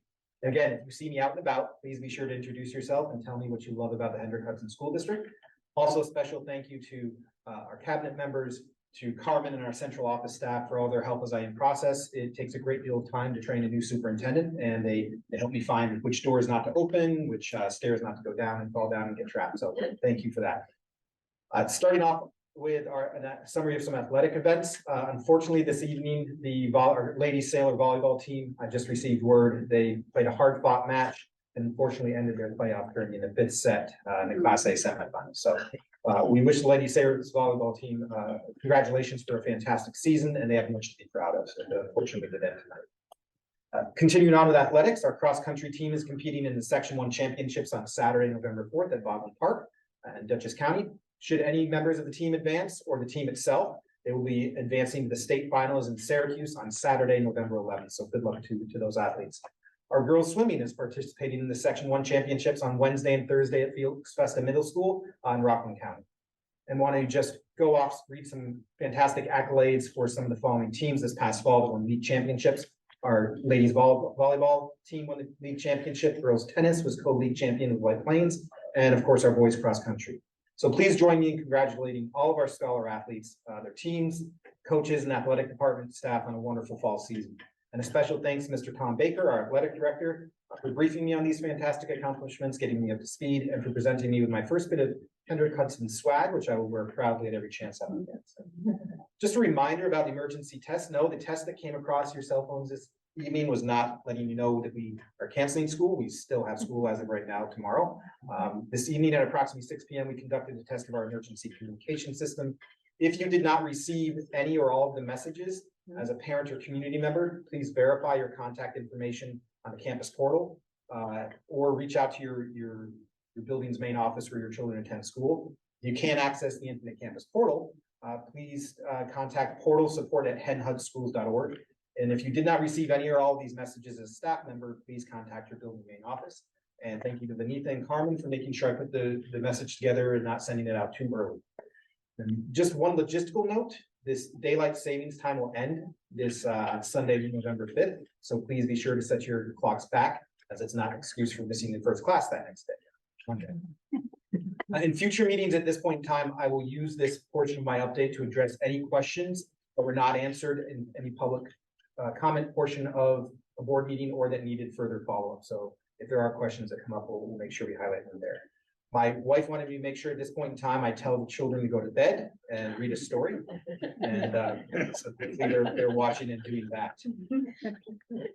Dr. Roller and I wanted to follow up on our last meeting's note of appreciation with a token of appreciation to each board member. So you may see these large blue boxes, and I will tell you that they were not that large when I looked at them on Amazon. So I'm a horrible gift wrapper, but Dr. Roller and I wanted to present the Board of Education members with a token, a symbol that reflects not only Hendrick Hudson, but also your service to Hendrick Hudson. So ask you to open up your packages at this time. So I'm an Air Force guy. but my brother, stepbrother is a commander in the Navy. And at one point in time, he was in command of the USS Fort Thurman, and he took me out on a steel picnic, which is where you get to ride along on the Navy ship and see all of its operations. So we chose an anchor, not only as the symbol of Hendrick Hudson, but also we come to know that anchors can keep a ship steady despite shifting current, shifting surface changes. And so this is emblematic of your service to the district. You keep us on course despite a number of factors that can cause turbulence. So we just wanted to present you that token of our appreciation in recognition of board recognition. So, Thank you. and that concludes my report of this night. Great. Thank you.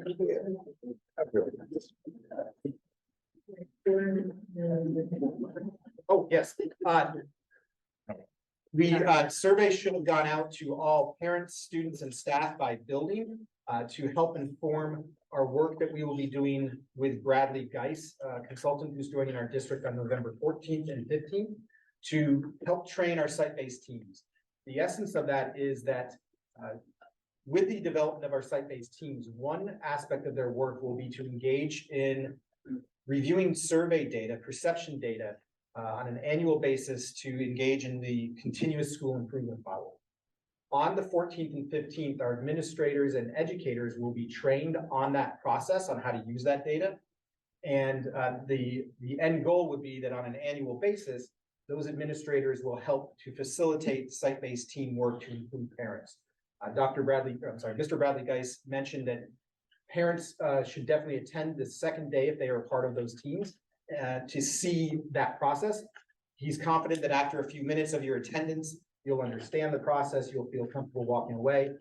And the purpose is that we'll build capacity with our administrative team, so no matter what parents are on those site-based teams, they will have the capacity to train them when it comes to that. So I would encourage you to attend if you can as parents on the 15th, and thank you for your service in that role to the school. Just to clarify, the people attending are any staff that are on the site-based team, any staff that are on the early elementary committees or groups we've had. I believe that's those two groups, and then any staff involved in those two groups, but staff will come and administrators will come the first day and parents of those groups will come the second day. The survey itself is important because we're actually asking students and staff and parents to fill it out. Yes. And the students, 3rd through 12th grade, are doing it hopefully in school. Yes, I believe, Margaret, the secondary is doing it in their English classes. I'm not sure what Lauren picked, but that is usually how it is done, this type of thing at the high school. The email went out to all 5 building leaders, and we know that schools have engaged already. The suggestion was that they pick a time, as Mike just said, so that it encourages you to get it done. It's about 10 minutes of your time, so. Yeah, and I just to clarify that it is an anonymous survey. Yes. And the purpose of it is to collect perception data, which we hope to do annually. This is just the first time we're really ever doing this to this extent. There are no wrong answers for anyone. So really do encourage people to participate. It's the only way that we can really the more people that participate, we can really fully have our staff and our teams work at a level to figure out and identify what our needs are, where we want to move. And for parents at home, it's only 3rd, 4th, and 5th in elementary. Yes. And the data that we glean from the perception data is directly related to programmatic improvements or suggestions related to the climate of the building. And there was a question, a couple emails came in asking, it's a survey, can I take it over and over again? Part of the work that the group that is doing the survey, Bradley Geis' group education, they go in there and can identify dual submissions and erroneous submissions. So rest confident that the data that is extrapolated will be solid data for us. Do they use IP addresses for that? Yes. And the survey is open through this weekend. Through this weekend. Right. And that is a recommendation. Go ahead. I apologize. We asked the teachers and the students to be completed by Friday at 3. And the purpose behind that, you may be saying, well, that's not enough time to complete the survey. What this group has found in their nationwide work for a number of years is that they get the most response rate within the first 5 or 6 days. Right, and then they target those that they need. Correct. So we'll receive daily reports from the group and we can reach out to the buildings and remind them and reach out to parents, but our parent response rate is on track. I won't say it's great because we always want more, but it's on track. For valid data. Thank you. You're welcome. Thank you. Okay, moving over to policy readings. Let's see what's first on the list. Oh, you want to read them? No, I cannot wait to ask if we're ready to wait.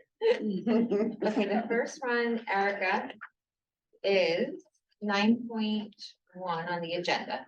Revision, second reading of policy 1230, public participation at board meetings. Okay, this is the second reading. Policy 1230, public participation at board meetings. The Board of Education encourages. Make a motion to continue the reading. Second. All in favor? All right, is there any questions about this policy from the board?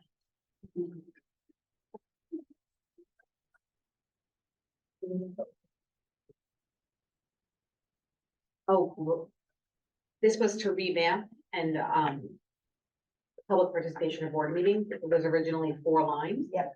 So we really wanted to enhance it and, put more of more specifics on civility, manners, behaviors, time, that you can speak more specific and more broad. And also because we're doing an audit with NISBA and they're gonna come back to us with recommendations for each of our policies with their language.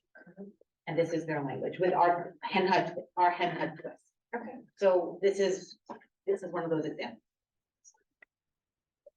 Can I have a motion to approve policy 1230, public participation at board meetings? Motion. A second? All in favor? And Erica, this sort of reinforces the adjustment that we made last year for the Yes. participation, right? We're maintaining the opportunity to speak at the beginning of the meeting, so people don't get the babysitter and sit here for hours to share something. Yes.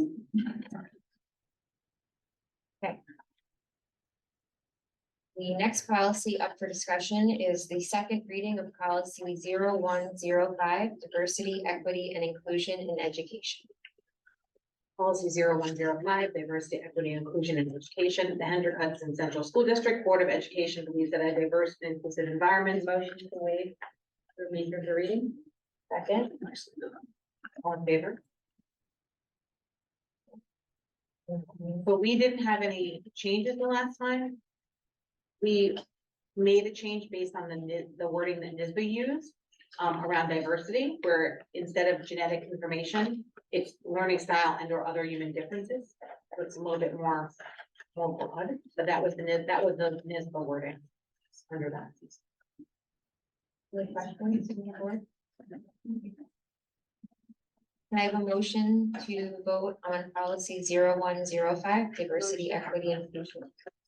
Second, all in favor?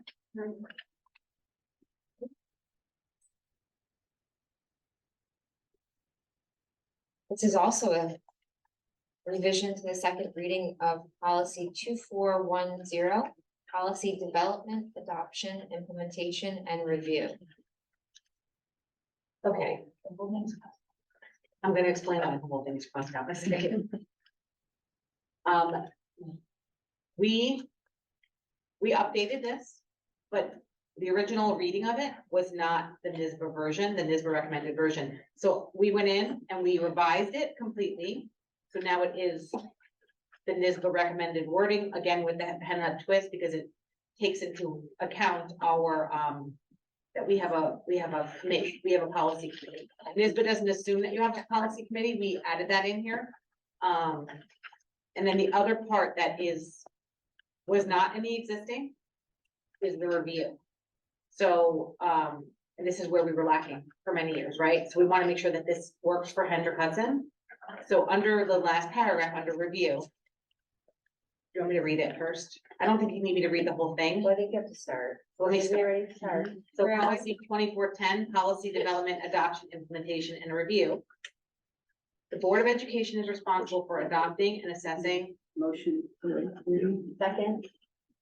All in favor? Okay, go ahead. You're just gonna. read the talk last about part. the Just gonna partnership. summarize. Yeah, the rest of it is all the recommended NISBA wording, on policy development, adoption, implementation and review. The last paragraph is really the only thing that was adjusted for, based on this, other than where the policy committee goes. So in the review portion of this, it says the superintendent shall be responsible for informing the board of any policies that are out of date or in need of revision. In addition, the board policy committee will review the policy manual on an as-needed basis as NISBA and state recommendations are made to the policy committee.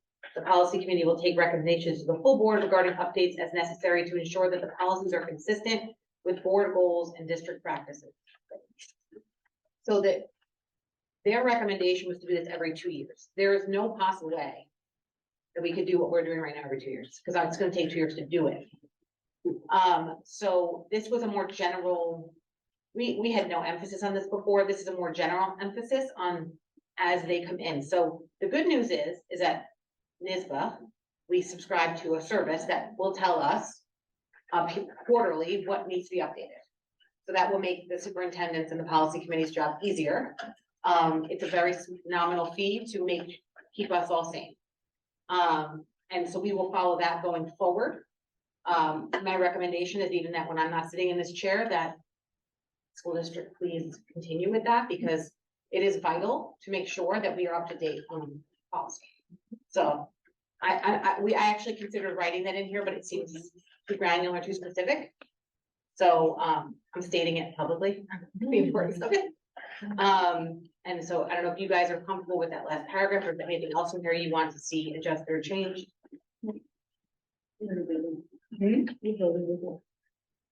Good? Yeah, any questions? Okay, I have a motion to approve policy 2410, policy development, adoption, and implementation and review. Have a second? All in favor? And we have a revision, first reading of policy 4421, homebound instruction. I will read this and then we can explain why this is again. Policy 4421, homebound instruction. Homebound instruction is a service provided to students of residents who are unable to attend school due to health or disciplinary issues. Secondary students receive instruction for 3 hours. Motion to, waive the remainder of the reading. Second? All in favor? Okay, so, I don't know, so this was something, we had changed this to remove disciplinary issues, and now we're adding disciplinary issues back, I believe, based on a recommendation from the state. The commissioner actually made a ruling on it after we did the policy change. We did, we just took it out. We updated it based on the hours per week as well. That was the update we did. And we had questioned if it was only health, and at the time it was, and then this update here. Okay, so now we will read, this is the first reading, we will read this a second. Great. Any questions?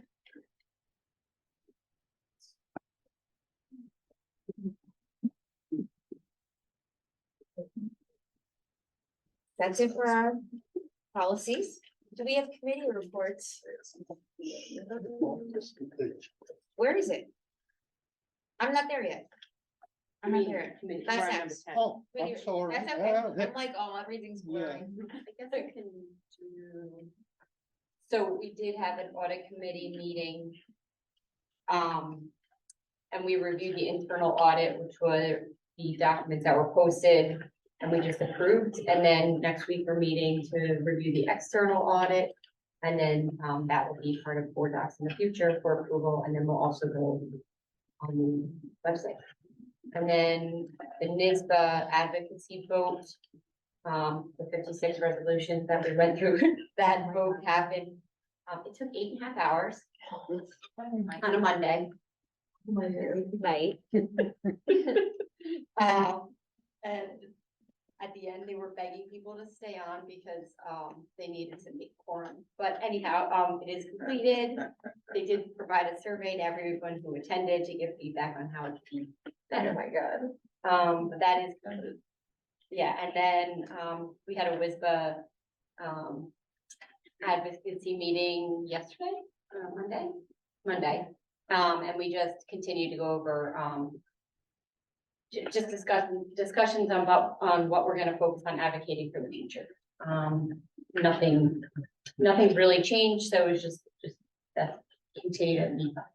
I think some of us went to a round table that I did not go to, I don't know. Tamika and I attended a round table hosted by, WISBA and, White Plains School District, where we discussed in small groups. Tamika and I did not get to sit together, right? We had to talk to other people. They're all board members and superintendents from other school districts. We talked about student mental health, board committees, DEI, curriculum, BOE teamwork, fiscal oversight, community engagement, school safety. Tamika and I got to sit in 2 different groupings of that to discuss what other school districts are doing, what their challenges are. It was really nice to talk to other people in similar situations as I go through, what we go through, to see what they're doing. I was so happy to share some of the great things we're doing at Hendrick Hudson with some of them. And I think we both got their ear a little bit with a few of them. They were very intrigued by some of the things we're doing, so everyone here should be proud of that. That was for sure. And I did super eval training through NISBA. And I also attended a communications challenges roundtable hosted by NISBA. And there was 2 other things. I can't remember what they were. I feel like every Friday morning I'm on one of these calls, listening and learning and trying to absorb as much as possible. So I want to thank Jen for doing that. I did this last year for her. I'm just gonna say this. It has to be one, it can only be one of us, because I did it last year. It was about 6 hours. And it couldn't be like anyone relieved me virtually to do this. It has to be the person, the designee for the school district. So thank you, Jen. I would have relieved you. For having it if I did that. I'm sure we would have split it up. I think that's it. I know, Amelia, before you just threw in, we'll say it again, safety committee, your report is stop the bleed training is happening. Stop the bleed training November 7th. And maybe a opportunity to incorporate Narcan training with that at the same time so that we can get more people certified. And then there's another, we're doing updates now. Yeah. Oh, okay, so I got a late email today, from town supervisor, Dr. Richard Becker, and I have to say thank you to him, as well as to, Legislator Colin Smith, county legislator, who have both been really helpful with the bus patrol conversation. So I want to make sure we kind of go backwards.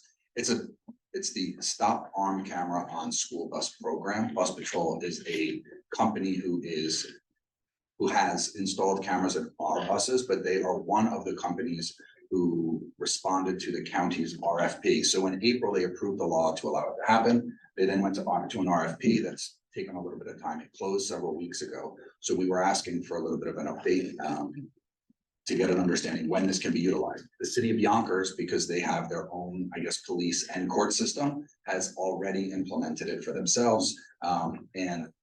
What I got from Dr. Becker late today, so Liz Gilio and Lisa Anderson, I'm sorry I didn't update you before now, but I got it as I was walking into the exec, so I didn't have time. The response is, dear Supervisor Becker, we are happy to hear that school districts are eager to move forward with the school bus stop arm camera program. Westchester County has reviewed the RFP responses and just recently concluded the interview process with the respondents. We're now doing a short Q&A period, which will follow with a vendor receiving the award in a few weeks. So I think that's really great news. Seems like we're finally here at the finish line for this to be. Thank you. Thank you. Great. All right, we're gonna move over to our discussion around the 2019 refinancing options for a bond. Thank you. So I'd like to turn it over to Mr. Enrique Catalan, our Assistant Superintendent of Business, who will present some options for the board to consider and provide direction to the district on a bond refinance. Tonight. The reason behind that is He needs the because of the answers. deadline. Yeah. Yeah. Good evening, everyone. Just for a background, we're talking about the $18.5 million that was voted on May 2018. And if you remember, the first phase was the field and track and the playgrounds in Franchilins and Furnace Woods. We began the construction in June 2019 and we finished it around October. The second phase was the big phase, and if you remember, we had to do it in two phases because we didn't get very good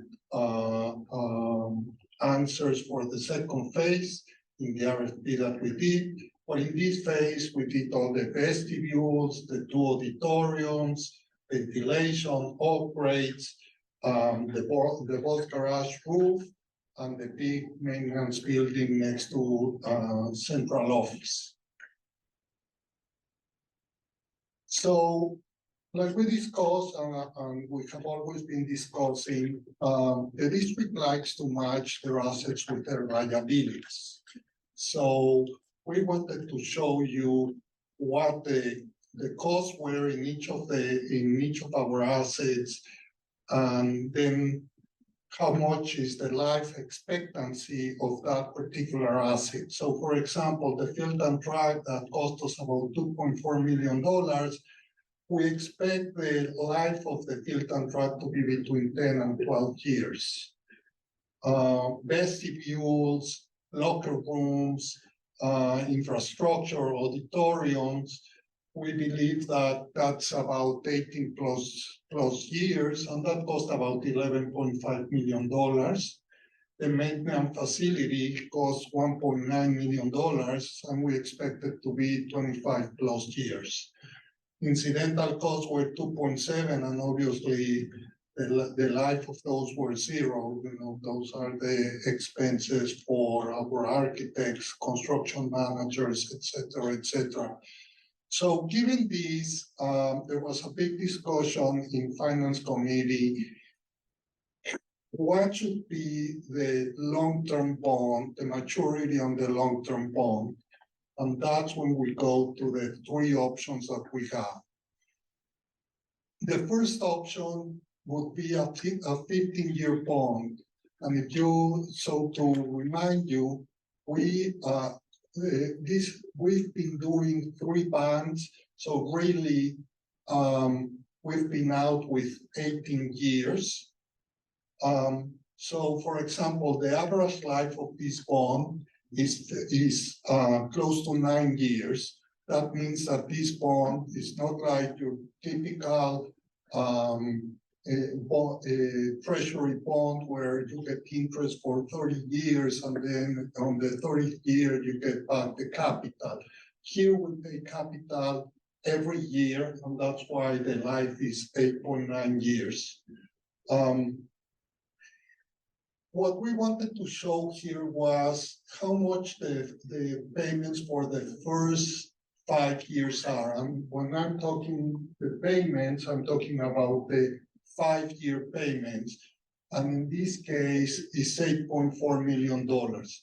Why are we looking at this? We're looking at this because these are the next 5 years are the years that we're starting to make up all the money that we lost from energy. So it's important for you to know that. Then finally, the total gross payment, how much we are going to have to pay is $25.2 million. And then that's a gross, but the net payment after state aid is 13.6, is that? Is, yeah. Yes. Then the next case is 18-year bond, and we went through the same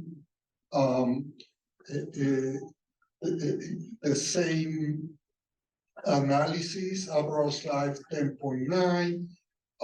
How much we will be paying in the next 5 years? How much we're paying in total? How much will be our net expense after state aid, and 24 years, exactly the same. So the question now for the board is which of the 3 maturities you believe that we have to issue our bond in 3 weeks. The difference, for example, between the 15-year and the 24-year is that on the one hand, in the next 5 years that are going to be the most difficult years financially for the district, we only have to spend $6.57 million compared to, if we do 15 years, 8.4. But at the end of the day, we're going to have to spend $31.5 million instead of 25.2. So we're going to spend $6 million more if we decide to go on the 24 years compared to the 15 years. When we talk about we get 40% of the 90%, what that does for our total in the first 5 years, like how much money we would get back from state aid today? Right, we have the total. So, for example, for the first one, you will get 90% of the $8.4 million times 40%. So that's around $3 million that we would get done. And it comes back to us annually, each year, you make the payment and then it comes back. For the next year or the same year? Well, that's. No, the next year. The next year, so you eat it today, and you call, it's like both. Yeah. So it's Yes. involved. Yes. All right, can I ask a question? I don't piggyback with this. Yes. If this is stupid, I'm sorry. And you choose the 24-year bond today and then refinance that to a shorter period tomorrow so that you can capture a lower total out-of-pocket expense while we're in the tightest financial scenario, and then refinance this into a shorter term when cash flow frees up, so you could minimize the total exposure for that extended bond period, but take advantage of the shorter dollar cost in the short term. And that free up, sorry, Enrique. That free up would probably be in 5 to 7 years. Yeah, but it's 24 to 15, then you can even Yeah. finance it for, yeah. Yeah. Yes, you can do that, and actually, so you know, we did that with all our bonds that we issued in 2002. And we refinanced all of them because interest rates were much lower. So the only problem that you have there is that you're taking interest rate risk. Yeah. And you're also gonna pay more in interest overall if you do it that way, right? Because it could fluctuate and go up. That's what I'm saying, you're taking interest rate risk. Right. Yeah, so it might work very well the way it worked with our 2002, because we issued them at around 7% and we refinanced them at 3.25%, something like that. But again, we're talking, who knows where interest rates are going to be in 7 to 8 years. And Enrique, in the history, 10, 12 years that you've been here, have we typically gone with shorter or longer bonds? Again, that's why if we go to the prior, we've always looked at this. We've always looked at matching the project to the life of the project to the liability. So this would tell you that you probably want to be at 15 or 18 years. Yes. For example, there was in the $4.6 million that we did the septic tanks, and we did $2 million of technology. Technology was like $1.8 million. That portion we did it at 7 years. And the other portion we did it at 15 years. And obviously technology should be like 3 or 4 years because, but anyway, that's the idea. And these aren't mortgage rates, right? So what is the interest rate look like? This isn't 7% mortgage. No. These are much lower numbers, so. What is Yes, the interest rate? the interest rates here are around 3 to 4%, closer to 3. And what were they 2 years ago? Oh, maybe 0.5%. Okay, thank you. So that's pretty substantial. Okay, we did have another trustee come in during the middle. Could we just revisit why this is being asked of the board again? Is clarify if this is a new bond, if it's refinancing an old bond? Actually, this is we're talking about the $18.5 million bond that the community vote on in May 2018. For the first 3 years, 4 years. We agreed to do banks bond anticipation notes for 1 year because we knew that our state aid will increase. Back then, up until last year, our state aid was only 10%. Today is at 33%, and we expect it to go next year to 40%.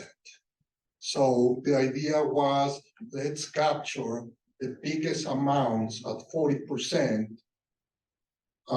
Defer it, obviously, if we had known that interest rates were going to be that high, maybe we should have done it last year, but no one has that. No one can know, but that's the idea. So the idea now is for you, in my opinion, if you go to the next one, is deciding between paying a lot more money in total payments, but a lot less money in the next 5 to 6 years that are our most difficult years, or the other way around. In finance committee, they asked me how much we're paying this year for the bond. And we're paying this year for the bond this year, 1.2 million, 1,196,000. I don't have it on me. Did that align with the payment on an 18-year? That allow, if you divide 8.4 by 5, that's about there. Okay, so we're already currently carrying the expense of a 15-year bond. We are, Essentially. yes. So we could either choose to lighten up the payment a little bit and go to an That 18-year or would be, lighten. I'm sorry, Yep. that would be 1.68. One thing we just have to note is the difference So- between those three is the interest is 7 million, 9 million, and $13 million. Interest. So I think we need to be mindful of that, because there's a lot more we can do with that money. And also the longer we take to, if we do a 24-year, that's the longer it's gonna take for us to get that 40% of the 90% instead of doing it in 15 years. And we already have the payment in the budget. for the Well, we have 15. 1.2. Well, we only have 1.2, right? So we're kind of paying What is the on a next one? 20. We're paying kind right of now, but we're also not getting the 40% back, which we would be getting. But our current payment kind of lines up with more like the 24-year one. So do we want to make it?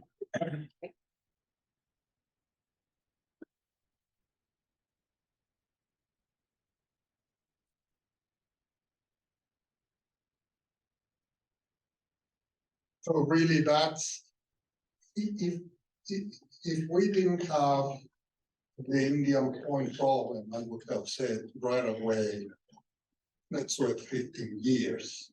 But now the problem is the next 5 years are going to be very difficult. The money is already in the budget, but we want to do another project next year. Enrique, what's the projection for interest rates? I mean, I know you don't have a crystal ball. Are they expecting stabilization for some extended period of time? Are we still in this period that we could have a rapid escalation? And I know this is a qualifier that you don't have a crystal ball. No, of course. My feeling is that that inflation will take a while to get to 2%. A while meaning years. Long term, if you have a upward yield curve, if Your short term is around 2.5% to 3%. Your long term has to be around 4 to 5%. I don't see it coming down on the long term. You see it getting higher? So, I guess so my thought is, if the anticipation is it doesn't get higher. If we do a longer period to save some money with the refi, thinking that the exposure is not great for another rapid increase, we can satisfy both pieces. The risk is, if I'm wrong, then we have risk. The reality is, if we go short, then we have less money to spend on kids Well, in the short. if we think about it, if we do the 15-year, it says it's 1.6 million, right?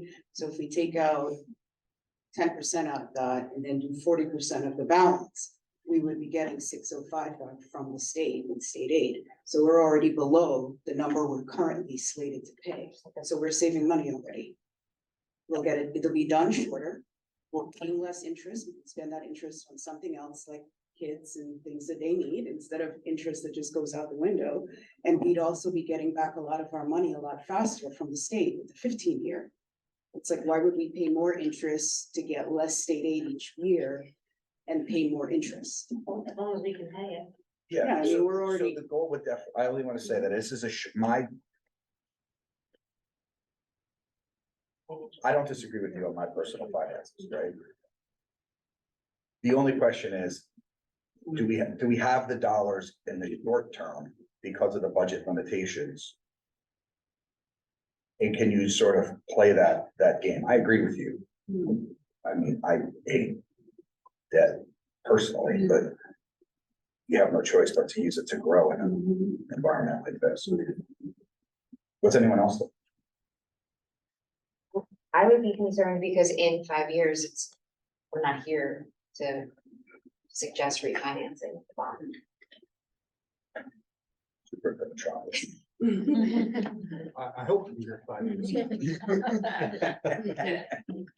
I think Enrique laid out a very good field of what the board should consider, we know that the next 5 years may be tough financially, and a smaller payment may be able to help us move through that, but then you also do have to consider the fact that over total all payment in the long run for the district. Right. That's too much. And we'd be paying less right now if we go with the 15-year. We already have 1.2. It just means we're gonna have less to do other things that we want to do. Well, no, he already has 1.2 million that he's carrying in the budget currently. So with the 40% we would get back from the state, we'll be at $1 million. But we're not gonna get it back till next year. Year, Or the year after. because this would start for. So it would prevent us from doing something that we want to do next year. I think I hear the middle. I'm I'm- sort of in the middle. I'm feeling the middle. Yeah, that's kind of where I am. It's a lot more interest. The other thing What's the that, difference in money? It's $2 million. The 15-year is $7 million in interest. The 18-year is $9 million in interest. And the 24-year is $13 million in interest. But how is it, like Jen's saying, how is it gonna impact us now making decisions that we can do for students here now? When we have a very tight budget, we wanna keep our taxes, our tax increases lower too. I mean, the 18-year only gets you another $100,000 It's only less. $100,000. Less, yeah, less a year. It's not. This may be inconsequential, but Enrique, the debt service associated with this bond would be not calculated in the tax cap calculation, correct? yes, this has not, this was voted separately, so this has nothing to do with the tax. So we, in our calculations of the tax cap, while this is part of our operating budget, the interest on this and the debt service, the payments on this. That portion of the budget is not calculated into the tax cap overall calculation, which would tell us the parameters of how much we can increase the levy. I said go with the 15. I mean, you might not be able to do a project that you want to do this year, but then that tells me that you can't really afford to do that project. In the long term, you're spending more money for the 18 and the 24. And we get it back the next year. So then the next year we have a little bit more money to put in it for. any projects that we want to do. And we're still paying less in interest. What is our expected? What is our expected aid percentage supposed to be next year? Because it goes up again. You're expecting it to go up this year. I expect it to go up this year or next year. Today, we're at 33. What everyone in Western is telling me that it's going to be 40% after our wealth ratio gets calculated for the second reactor that closed in 2021, because it takes 3 years to recalculate the wealth ratio. That's why I say today is 33. But I expect it to be 40%, maybe even a little bit more, but And when do we get that answer, Enrique? February? January, February. And when do we have to have this decision? Now, Like tonight? Yes. Yeah. We have to go out and begin advertising, starting the process. Yes. I mean, I know this is not like me buying a car for myself. It's a little different. Right, so I'm trying to wear the different hats here. It isn't like I'm going to buy a home for my own family, or I'm going to, we're talking about kids in school right now. Right, so, and we are in a financial. I don't know, I'm not really sure the answer. I feel like, Well, I can help you on that one if you're talking about students. The students that are taking advantage of this project, they are here. And let's say they are going to be here for the next 15 years. not mine. No, but the students. Yeah, no, I understand. So if you're saying. But that's why for me, that's part of the conversation here, because we invested in the students. Now, so what are we doing? We have to make plans going forward, and the difference. You're saying the difference is, see, I don't see where that's written on here, but you're saying. It's just, yeah. It's stuff that I have from. the From finance Well, that doesn't committee. help, but that doesn't help us, So- not knowing that information, doesn't Erica. help me sitting well, here. no, it's just. Erica, so I think one thing if you take that payments for this is what I just asked Tanika on the side, and I should have just asked louder so you could. So where it says payments first 5 years total, right? Mhm. 8.4, 7.55, 6 point, divide that number by 5. That's your annual payment, 1.6. right? Yeah. Now, you can take, we currently are paying, we're paying 1.2. Right. And our state aid on 1.2 is 10%. Correct? So we're now gonna get 40% of 1.6 in that example. Right. So it's a net wash, right? In terms of what it's gonna cost. So if we stay 15, which this I didn't understand until now, if we stay 15, it's a net, there's really no difference for the district. Yeah, so it's 1 already year. 1 year holding, correct. It's exactly, Mhm. so the other frees up more money, but it incurs a much longer expense. This makes it, the 15 allows us to maintain plus or minus the same cost once that state aid kicker comes in for the following year. So it may be a delta of a couple hundred That's all you thousand. had to say, that's all you had to say. Yeah, and it's like, unless. I didn't I know. know. I did, that's, you explained it, I was not following any of that. because it's Enrique, not is that written. accurate? So it's like you have Completely information that I don't We have. discussed that in finance, that's exactly So what we 1 year. discussed. Say it has That's why we calculate And you're costs. not looking to But leverage you're the. gonna leverage up the following year, it doesn't matter. It doesn't really affect, like, that bond, you could do the same thing with. If For the interest next rates change, you can refinance this one too. Yeah. Right, there's no early penalty payments or anything. In that sense, I think you cannot refinance before 6 or 7 years. Okay. I need to give you that answer, but I No, was reading the prospectus, I I mean, think. we gotta it's- decide anyway now, so we'll go with what you gave. No, but when you can refinance. Okay. I'm good on 15. Yeah. I agree. Right, Carmen, is it an official vote? No, the vote happened, in May of 2018. No, I mean us People are right now, yeah, to give you direction. No, that's what I'm saying, but it's not an official vote. Because in 2018, when the community vote, it said to do the capital and to finance it and to finance it. But I So mean, from what you need from us here tonight. without an official vote, I need to know if it's going to be 15, 18, or 24, but without an official vote. So it's consent, we have to give them. So I have. Should we vote on it? We need to vote. Let's vote. So Executive session or? So- to add a little more color. Michael agrees with the 15-year decision and he's comfortable with us giving him that responsibility to manage on a go-forward. So it doesn't sound like we need to do anything. Alright. So can I have a motion to put forward a 15-year bond? Motion. Have a second? Second. All in favor? Aye. There we go. 15 years. Okay. Thank you. Thank you, Kevin. All right, before we get on to board comments and new business, I want to just pause for a quick break. So we can run to the men's room after. Yes, exactly. We'll be back in approximately 5 minutes at 9:27. Thanks for being patient with us. So the next, and I believe last part of our agenda is on the K through 12 restructuring configurations discussion.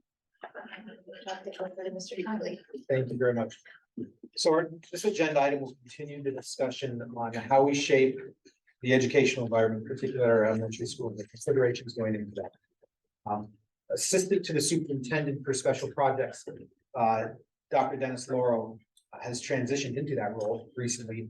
And he wanted to be here tonight to help frame the discussion for the board's conversation in a way of narrowing down possible choices as we come closer to the board's decision date of December 6th. Unfortunately, Dr. Lauro, who is still recovering from his illness earlier in the fall, he was here today, did a lot of great work, detailed work with members of our cabinet, to include Benita, Dr. Ruller and Lisa, to help present some of the information tonight that the board has been exploring. And he was unable to attend tonight just due to his continued health and recovery. So he asked me to read some opening comments from him, so I will do that at this point. And so again, this is from Dr. Dennis Lauro, the assistant to the superintendent for special projects.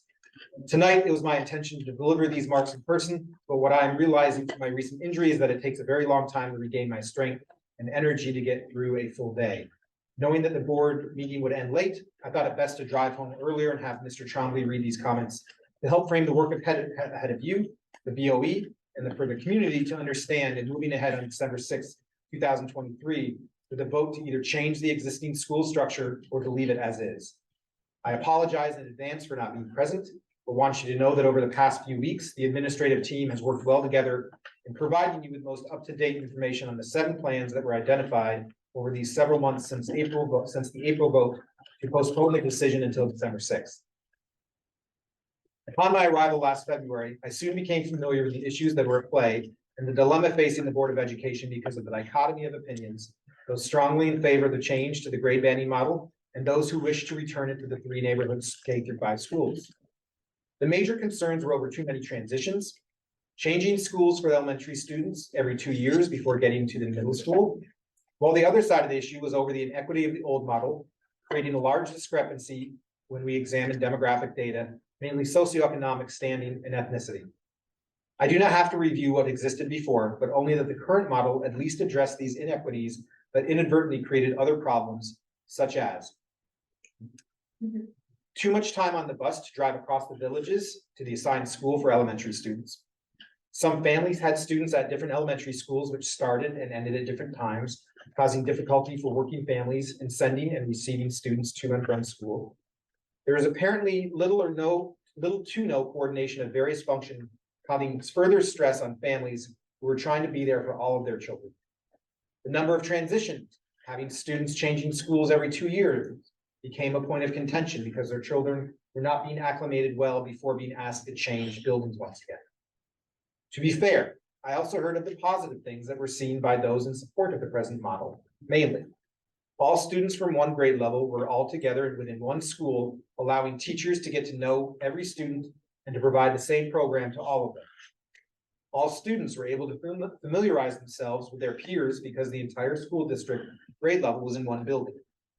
This change equalized the educational program for all students and created schools where every grade level mirrored the overall district socioeconomic and ethnicity demographic factors. As the board began to look at dealing with these issues and spending a great deal of time listening to parents and teachers over the last several months, it is now time to take these different plans and evaluate them against several factors. Over the course of the discussion, the issues which surfaced when considering alternatives fell into several categories. It is now time, beginning this evening, to review the data we provided you regarding the classroom spaces available at each building and to look at the sustainability of the model chosen in order to avoid making changes like this too often. As I was reminded today when speaking with the teachers union leadership, they too are looking for stability. No matter which side of this issue you're on, we can all agree that we cannot continue to remain in a state of discourse and to continue to change things each time someone does not like a model. What is needed now is common sense. We all need to find a compromise and to address the issue of transitions and travel time, and most importantly, equity.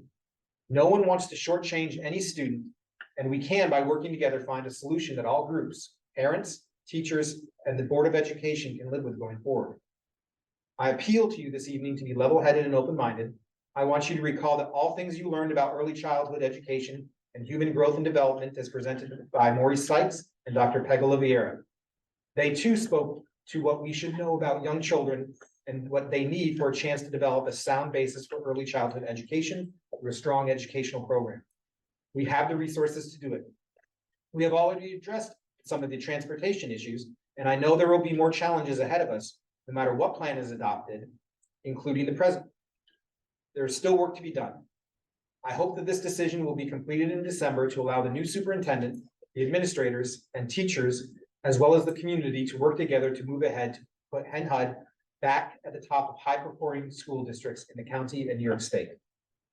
In summary, you have 7 choices that you need to examine using the data provided to you, including enrollment projections into the future to ensure that you are satisfied the plan satisfies the following criteria identified throughout this discussion.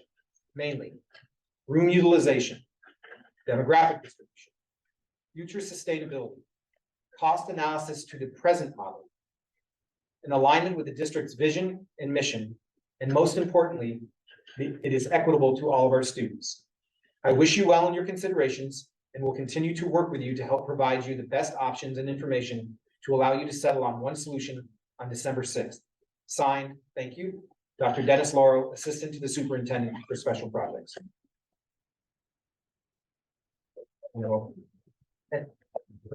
Okay, so that was Dr.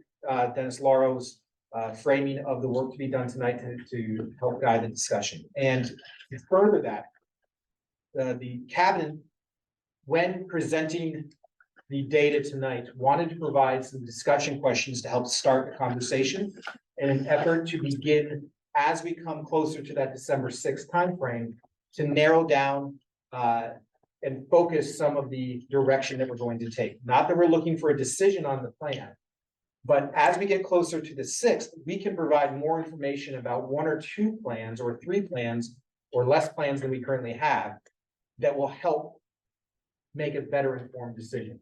And so we could have picked a number of different questions to start with, but we felt the most appropriate one as we were dealing with the data that was being requested would be these 2 questions that are being displayed right now. The first question, does the Board of Education have a desire to repurpose Buchanan Plank Elementary School? If yes, for what purposes? And this will help identify structures of other buildings that should be discussed. So if we know that that building is not going to be housing primarily classes as structured right now, what can we do with the space that is in there? The second question would be, what do you want to do about pre-K? Is it possible for us to oversee the entire program and to stay within the funding for 113 students that's within our state grant? Currently, we receive approximately $5,400 per student enrolled in the program, and there are 18 students in this section. So we've also provided the board with requested data that you can see up on board docs as summarized. Greg, it's this document here. Thank you. That's another one. This spreadsheet here is based on data that was culled from larger sources that explores the various plans, the total full classrooms that are available. Within that plan structure, what remaining classrooms would be available for consideration, the total FTE needed for each of those plans. And then we do have, currently right now, some of Benita's staff is in another building that we'd like to bring together to, number one, free up space. They're in FGL, Frenchie Lindsay. We'd like to utilize them, number one, in another location to be more efficient for operations, but also to free up that space for instruction as part of this model. So we wanted to look at that, if those classrooms would be available in any plan.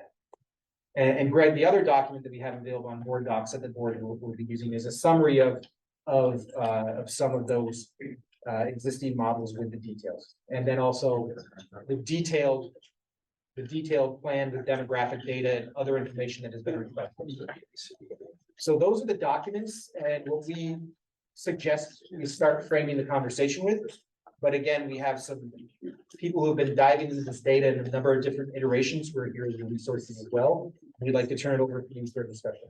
I have a quick question on pre-K, because I mean, I've talked about it a million times, but I guess I never thought about this. So the funding is 5,400 per student and you max out at 113, is that right?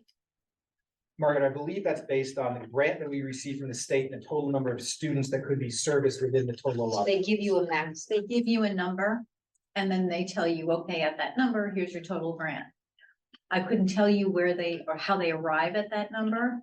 Usually before we start the process, I ask Carmen to run the known 4-year-olds, but those are siblings of already enrolled students. And then we know that there are kids out there we don't know, and there are kids who are going to move in before we even post. I'm just thinking, so 113 is our number. That's what the state gave us this year. And I'm In guessing two that out of batches of money. our grade sizes, it's probably sufficient, but at that, let's just say we open it up to all our 4-year-olds Mhm. or pre-K eligible, because some Right. are 3.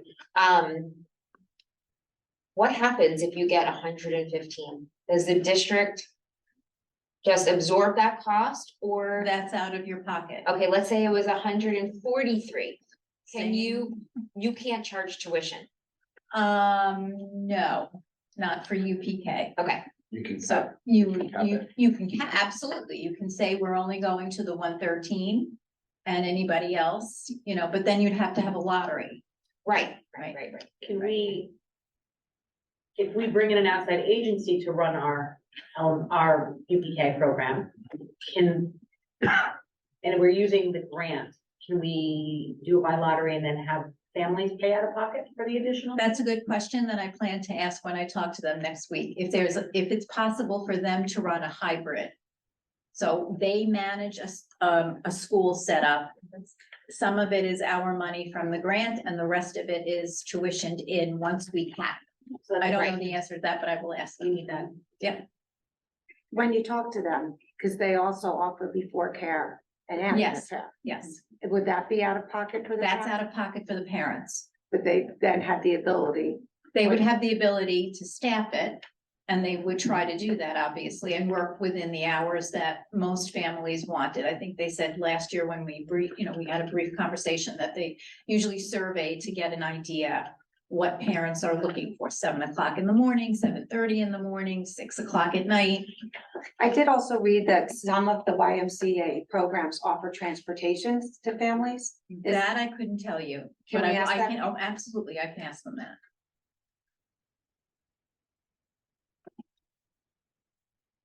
How many students last year and this year signed up in total for UPK? Not combined. This year we had, this year I think we had 80, I'll say 84, 85 families interested. The year before slightly lower. Okay, so 113 is more than we currently would even have, and we gave every child the opportunity. Doesn't mean it won't get more, but that's, Right. no, we have not even reached 100 yet in terms of people who are interested. Right, Correct. but we do have local preschools that Yep. have been closing their doors, so I'm expecting that this year you'll see an uptick for sure. If there's 2 preschools that aren't around anymore, you could have an easy 20-25 kids just from there. Can you also, when speaking with the Y, find out if there's a way to, if we wanted to expand, have a tuition-based threes program. Because another concern is if there's no preschools, there's no threes programs, and some people don't want to do daycare, they just want to have a 9 to 12 preschool experience for their kids. Yeah. So I think that would be important. Perfect. So I just wanna, the one thing I wanna say is just to be clear, the only way that we can really expand the UPK program is to repurpose a building. Can we grow and expand our UPK program in any of these other models? I think if you look at the Or floor force. plans, you will see that there's one that does have additional rooms available at one of the schools. There may be a couple here and there, but I don't think you ever want to get so tight. But that's part of the reason why the floor plans were helpful, because you see the visual of, oh, this is how many spaces we have to grow into. What would be the option of us going from 2 to 4, for argument's sake? And just some context on the review, the floor plans were reviewed against our state authorized architects' plans to make sure that we had the minimum square footage, which I believe is 760 square feet for classroom space. And then I have a question about, and I think maybe you can answer this one, okay? And if you can't, it's an on-the-spot question. It is about preschool, but it's about building aid as it Oh, relates to Okay, I preschool. just have one more preschool question. Okay, sure. Okay, Oh, good, then I'll wait. okay, don't forget it. So, okay, go ahead. So if we repurpose the school and put preschool by itself, would we have to provide a building leader if we're using district funds, or what is that? So I asked a local district who also is using the Y this year and also rented out their space for, like, I'll say $1. And the Y right now is providing a site director. They don't call it a principal. And I believe they also provide music, art, PE that comes through them. Through the what? Mhm. Okay. Thank you. Yep. So just while we're on the pre-K topic, Plan A keeps pre-K as is, or there's room? to Well, grow? if you look at the floor plan, you can see, based on what would be in the building have next year. I believe you do have a couple of spaces 5 full That's fine. remaining At and 2 Frank G. smaller ones. Increment. So at Frank G, you would have a couple of classrooms, so you could say, well, next year we'll double it. Sure. Cool. But remember, are we doubling it out of our pocket, or are we doubling it and asking somebody to oversee it? Right, yep.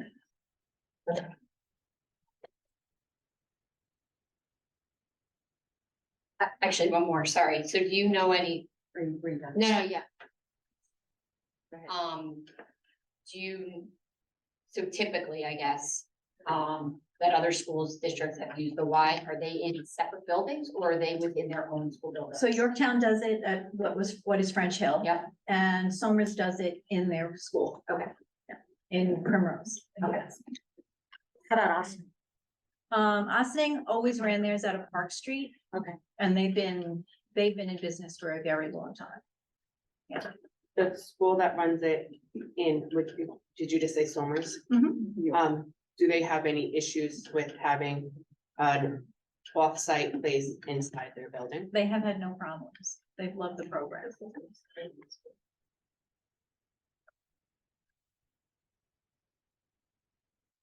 Yep. It's quasi PK. No, now you're free to go. Sure. Yeah. Uh, Enrique, building aid, if we were to take one of these plans, I don't know which number it is that has in PK, is it in letter G? Where UPK is the only classrooms needed. Would we still get state aid on any future building work that is done once we don't have it purposed as a K through 12 building? Michael asked me to call this afternoon and find out. So this is what I found out. Yes, you will get it, but at a lower rate. But What is that? For example, what they, It's 40, assuming 40%, I don't mean to cut you off. no. Like, if it's assuming 40, what would it? What they told me is, for example, the way they do it, they do the state aid is by square footage. So they believe like 900 square feet. They are based on that because this is less. This is UPK, it will be 700. So I'll say about 30%, 700 to 900 is about 25% less, let's say that. So it would be instead of 40, 30. So we still get building aid. That's what I'm saying. However, this is a however, according to them, the legislator is looking at a new law that will get more. That's what they told. But, you know, it might not pass, but at least we know that it will be 30%.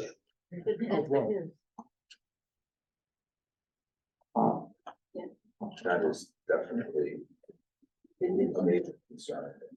Yeah, no, we thought so too. We discussed it, and that's why I called Cuesta. How do you want to go about answering these questions? Or how do you want us to answer your questions?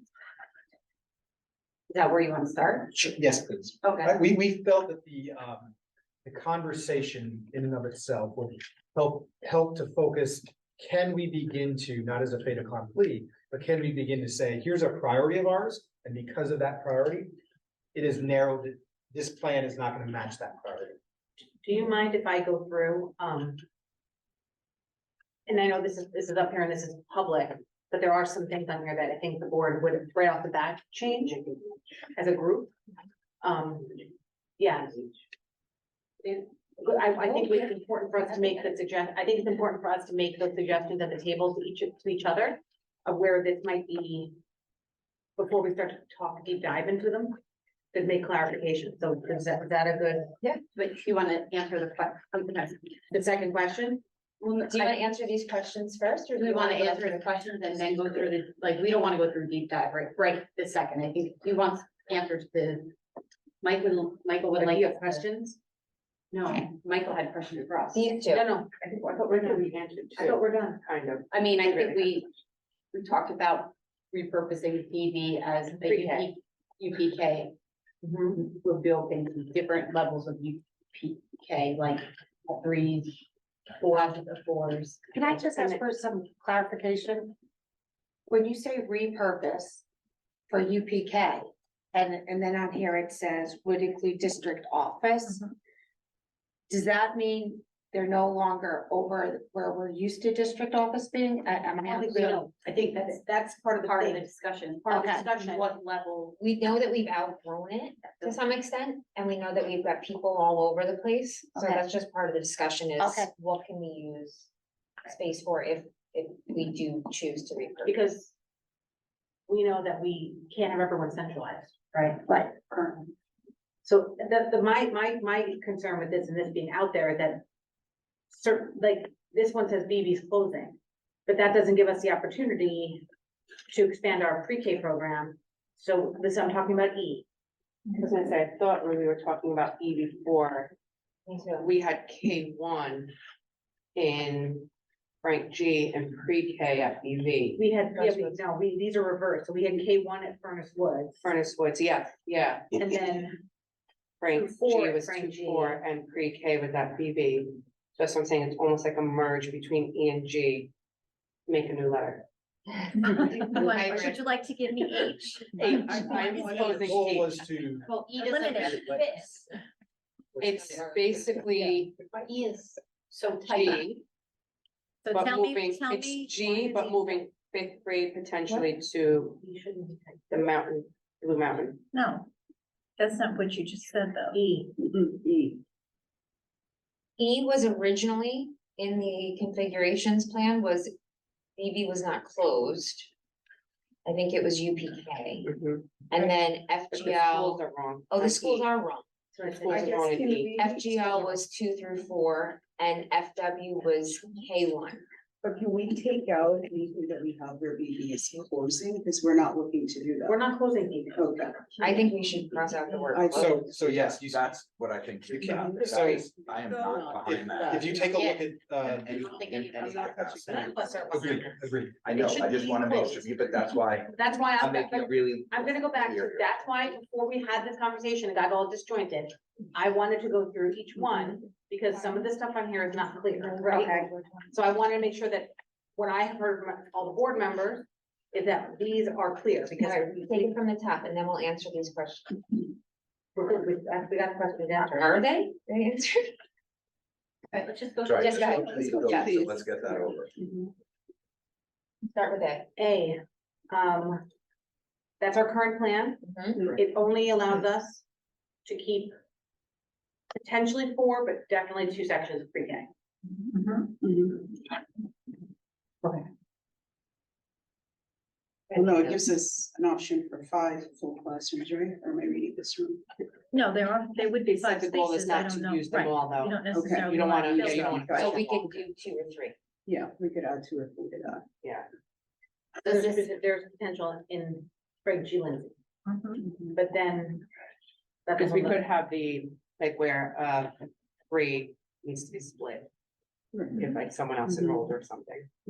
Okay, so then in B, which was, in B, which was pre-K 2, at BV, pre-K 2 at Furnace is 3, 5 at Frank G. There's what I'm gonna ask on this one is, that's again, that's 1 classroom for pre-K only at each building, Mhm. correct? Yeah, each of the 2, And we have only potential at BV for 2, we have 2 open classrooms there. correct. You have potential in Furnace Woods. But that's not expanding UPK, just maybe a little bit. Then C is the original plan. I don't think any of us had any changes on that, other than we're somehow at capacity, like at full capacity in some of them. Then the D, we can't fit. And we want to take out the word close, because we're not closing DV. Yes, that should be repurposed. You can see Repurposed. under the plan, it should have just carried over to that. Yes, and then that again, repurpose BV, if we had moved pre-K over to BV in this plan, there would be more space. The next plan is E. Wait, but This hold is- on a second. There wouldn't really be much space. No, there wouldn't be much space. Because It'd if still you- be at capacity. If you moved one, let's say there was 1 in each school, right? Because if you had 2 pre-K through 4 schools, if you took out a UPK class, then you're just at capacity. So there really is, that's the tightest scenario I think we have. Right. And then, and that's at both schools. That's at Frenchie and. Yeah. And this is using current class caps, not Yes. policy caps, correct? No, policy, I went to policy on this. Yeah. Yes. Can I ask one question about, sorry, can I ask one question about C? When you said going back to the original plan, what were the assumptions for, whenever we split, whenever we didn't do any grade banding, what were the assumptions for, special education? Like, would there be? The original plan? Is that just, I see, okay, I just wanna make sure, so, It'd be kids would have to move. Right. To the school where it is. okay, and then Plan B, we went to what we had spoke about last, was that there would be availability for both. Okay, thank you, I just wanted to. Now, E was the one that's, I think we have to make some changes on. So in E, this is the one where 5th grade goes to Blue Mountain.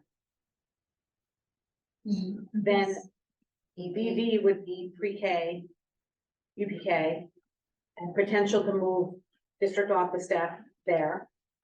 Franchi Lindsay is 2-4, which it says pre-K 1.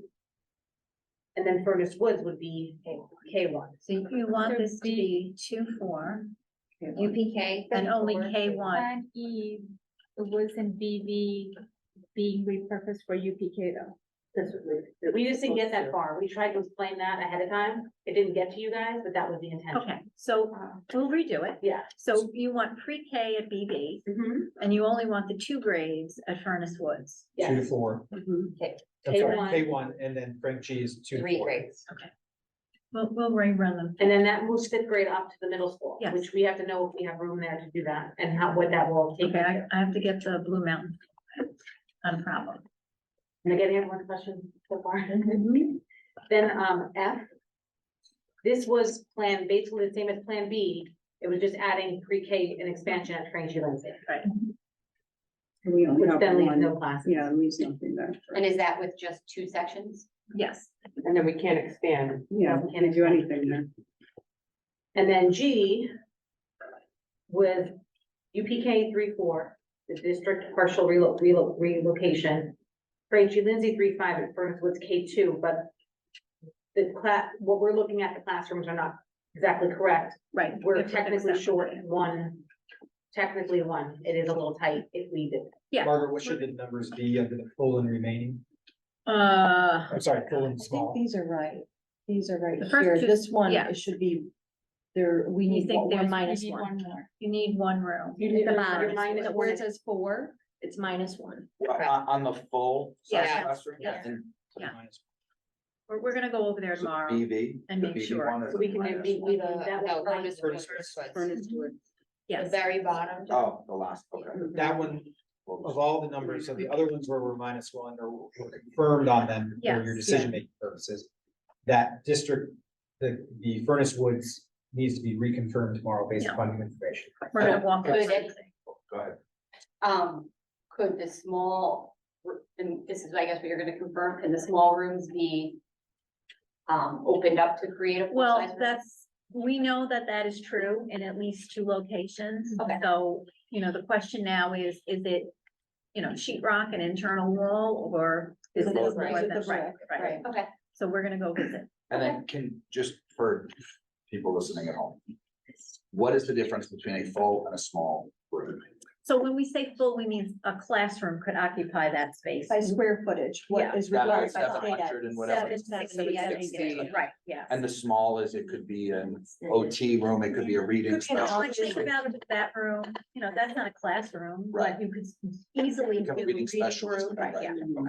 Thank you. So based on the review of those questions, are all the questions? more? That's just that, yes, yes. Okay. We- No, go ahead.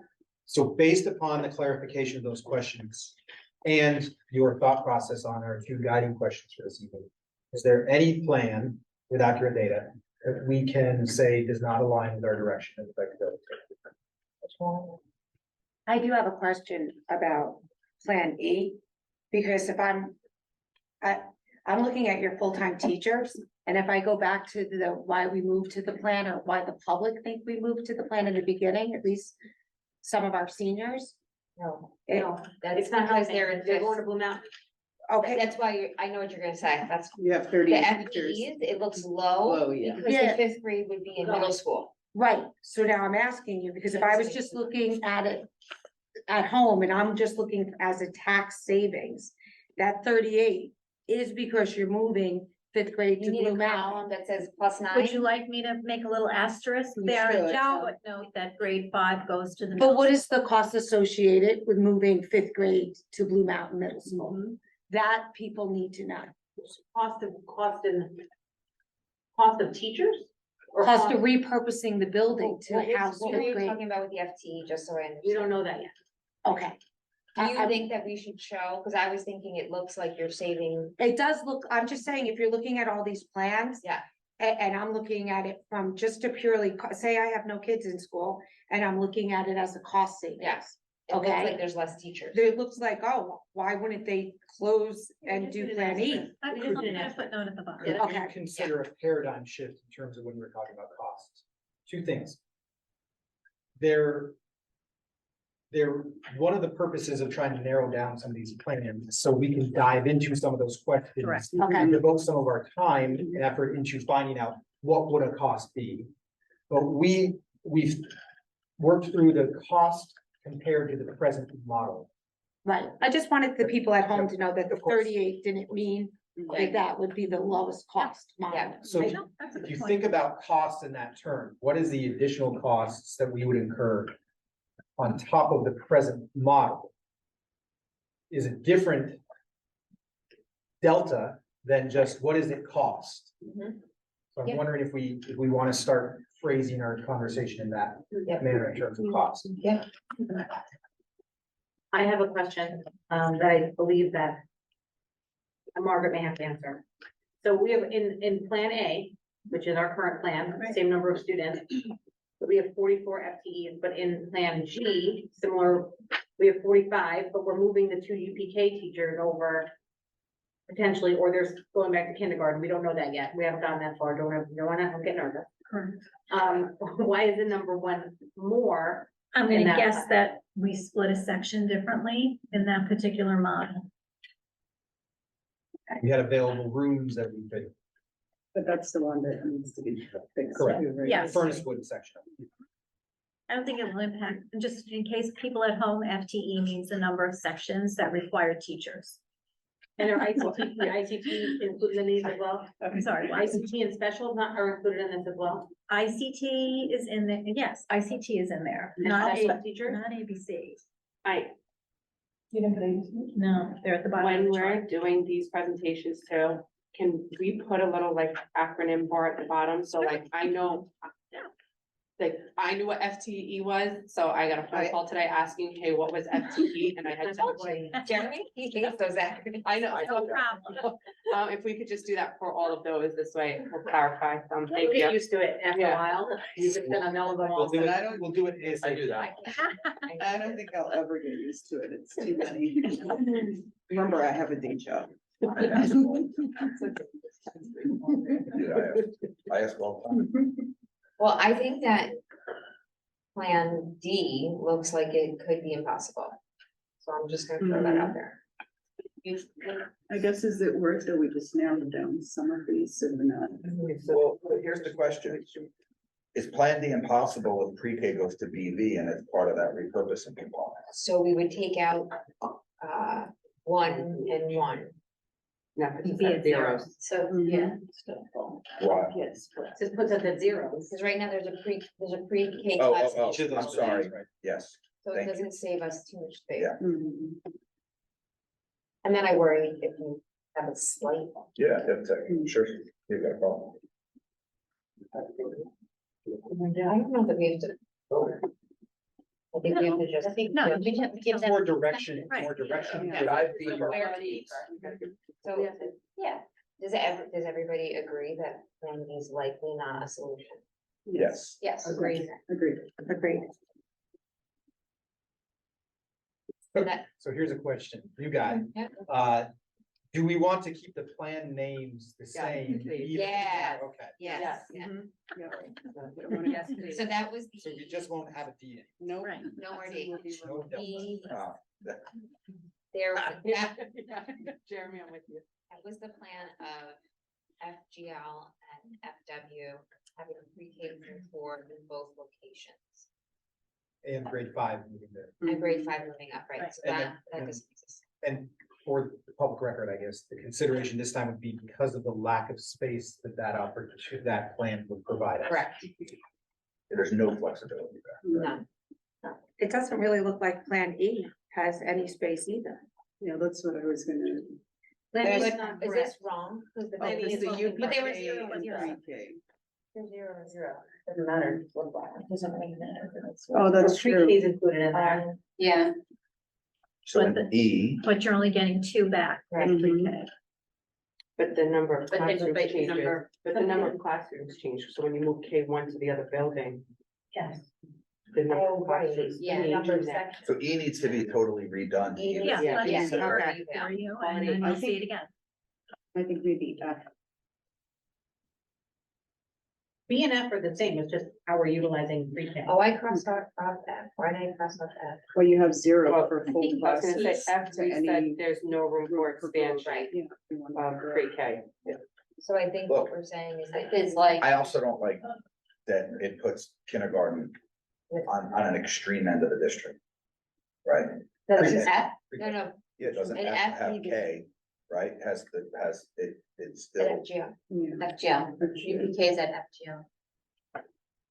but F has K, at PV. He's saying kindergarten is at Oh, PV. Kindergarten. And It- then It's that's Plan Oh, B with It's, they're pre-K separated. I'm and, sorry. I yeah, was that. thinking it was going down. I- Just, we're considering a lot about growing pre-K. How many people did you turn away from pre-K this year? I said we had about 86 people this year. And we have 53 housed in the 3 programs. And that's at the That's district us, site? Rising Star and Aunt You Betsy. used to have 36 kids in district, 2 classrooms, Yes. right? There's 8 this year. They raised it from 17 to Yep. 18. And there's 2 classrooms in district. So this year it's 36 students in the building Mhm. with 2 classrooms. So if we were to partner with the Y and have them add more, that would be in district, so we would need more classrooms. Okay, so you're talking like 2 more classrooms, Oh, 3 more That's classrooms? to split it up, but I Yes, think that's that's right. another, we have another preschool close. So we can have up to currently without incurring additional expense, assuming the Y or some collaborator in-house. There's currently an allocation for 113 UPK students Okay, at $5,400 a student. That is what our ceiling We would is, have 7. provided they don't change it by And that's- adding or decreasing Right, funding. that was last year's formula. Based I don't on know the what- 113, you would spit out 7 sections. Yes. okay, that's what I was looking for. Yeah. Right. 7 sections. Which I guess is If pretty you put- typical if you to put what our the- breaks, Correct. pretty, yeah. I also think that's a plus for young families thinking of moving here, because it's something that's gonna set our district apart from the other districts to have that available. So it's, I definitely think it's something we should definitely be thinking about. And Dr. Oliveira, hey, she talked a lot about the 0 to 5 brain bursts and moves. And just think of how great it would be if we start them earlier, right? We'll be giving them a big opportunity to just grow and excel. So I think we should keep thinking about that. That's important. So I think we F almost has a have an 0. obligation You guys speak louder. at 2 Project pre-K. up louder into the, Oh, I have to talk louder? yeah, I can't hear you. Oh, sorry. Yeah, and I agree, right? We've now lost that's Second. out, right? Mhm. That's, so we've now lost 2 of our 3 local built schools, Mhm. in the past 15 months. Yeah. From when they both, right within 15 months, we, 2/3 of our community-based preschool programs have closed. So I don't want, I think that almost obligates us to find a way to make sure that it's off. Mhm. Yeah. And the ability to offer before and after care. Yeah, yeah, 100%. So Plan B and Plan F are the same plan except for the location of pre-K. So is one of them more desirable for us as a board than the other, that one of them we should focus on one versus the other? Well, there's, in Plan B, there's room. In Plan F, it doesn't look like there's. Yeah, that's what, Well, you have a 0. Yeah. So Frank does G's it in make trouble. sense to like not? And then it also doesn't continue make to sense, study right, to have By themselves, or like, pre-K with 3 to 5. so does that make sense to not delve any deeper into that? I think so. I think so. I think so. Yes, I agree. We have consensus on that? Yeah, great. I agree with that. I just am still, then that means Plan B doesn't give us the opportunity to expand. I mean, It does, one only at Just Furnace one. Woods, really. Really, you're only looking to expand at Furnace Woods. and like maybe one class at EB. Mhm. Yeah, but remember, the Y could also offer transportation. I mean, I don't know that for a fact. We'll find out. Wait, Steph, trying to do longer. To UPK. Do you know if, So where you why found that, was that paid by them? That was paid by those. It just said that there was by outsourcing to the Y, there's different things that they can offer that a homeschool district could not. So it's probably- Before and Do you after need care, transportation from transportation. home to one of our buildings? Yeah, So Primrose, the Somers model does not offer transportation. Or do you have to have like cars? how about Aspen? No, Don't have that out. I don't think so. Because they're smaller. I think last year, remember when you asked me to survey the districts to see who did it Yeah, in yeah. in-house? Okay. I'm not gonna remember who this is, and I said this to Mike the other day, it's either Red Hook or Hyde Park that offers transportation. And I can't remember which of the two, they're all the way up in Dutchess. Said it was where, Yeah, I can't remember, I mean, I could look it up, but I remember reading it and thinking, wow, that was a bold statement that we're doing this and we're going to get our kids here and get them back. So. Margaret, could I ask, and the board, I guess I'll ask first, if you guys think it's valuable, then we'll ask Margaret. When we run whatever you're going to rerun at the conclusion of these series of conversations, can we also run it with current caps? Because I don't want to make a decision that disallows us to hear community concern that we heard just a couple of months ago, begging us to not go to these current policy caps. And I would like to understand what flexibility we have. Because if we only look at policy cap, then we're gonna have no idea what we could do in the future, and then we may have a back against it. I'm just thinking out loud, is the solution then, rather than remaking all of this, just to say one per grade, right? You could always. Right? You could always have to add one per grade. Okay.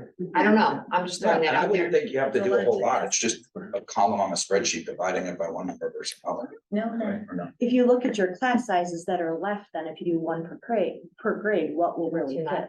That's what I'm saying. So you have to really think about which way you want to go, because then we can really identify which full classes we need. no, the numbers are funky and I'm thinking now when I think there might have been only one instance where when I divided, it was 26 and in 5th grade and I left it. I don't think, and I think they were all, reasonable numbers, like we have this year, 22, 23 in the older grades. But I'll go back and check. And I guess can we add just the column that shows what? Average class. Yeah, what the average is. The cap and current, like policy and current. That was the ask. Yeah. That's exactly the ask. But if it's gonna create a whole bunch of work and it doesn't add Well, value. it's more you narrow down.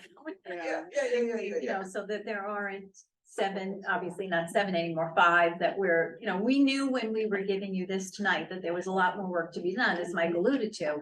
But it's obviously more challenging when you have so many different variations on the table.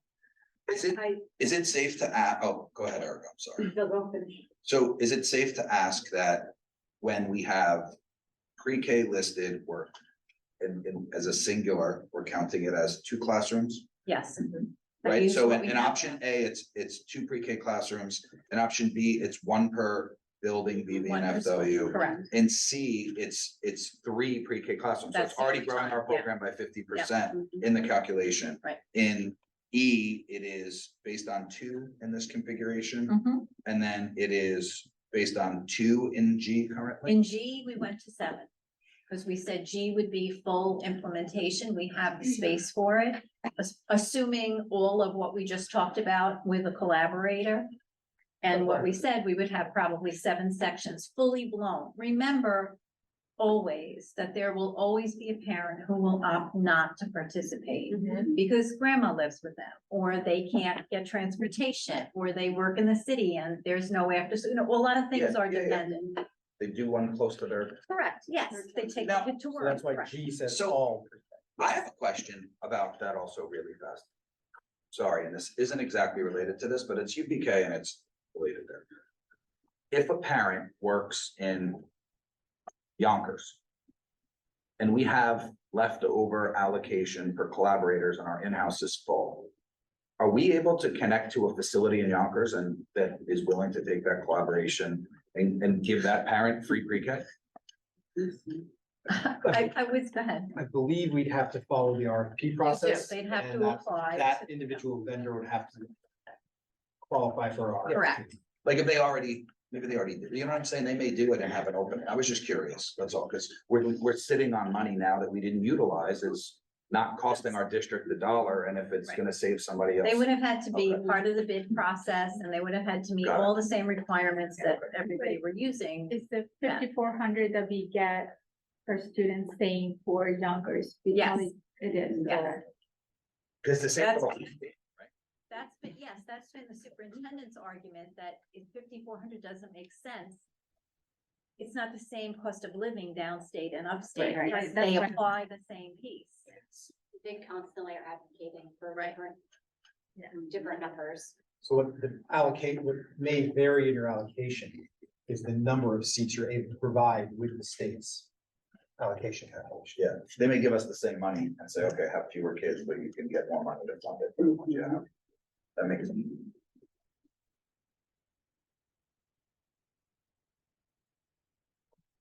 Well, I guess that answer. I think we answered the plans around the two questions you asked. I don't know, I mean, I know that, I feel like there were other good reasons that had. So I'm concerned about going back to having kids move from their home school. I do think that's a concern of mine in a community school model. That if you added, like, but there would be costs to separate.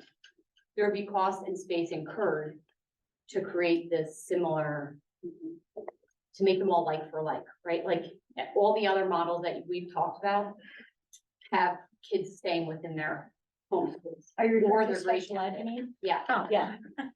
So in going back to the original community schools, the expense it would be to replicate every program for every grade would just be out of this world. So it's not something that I would recommend.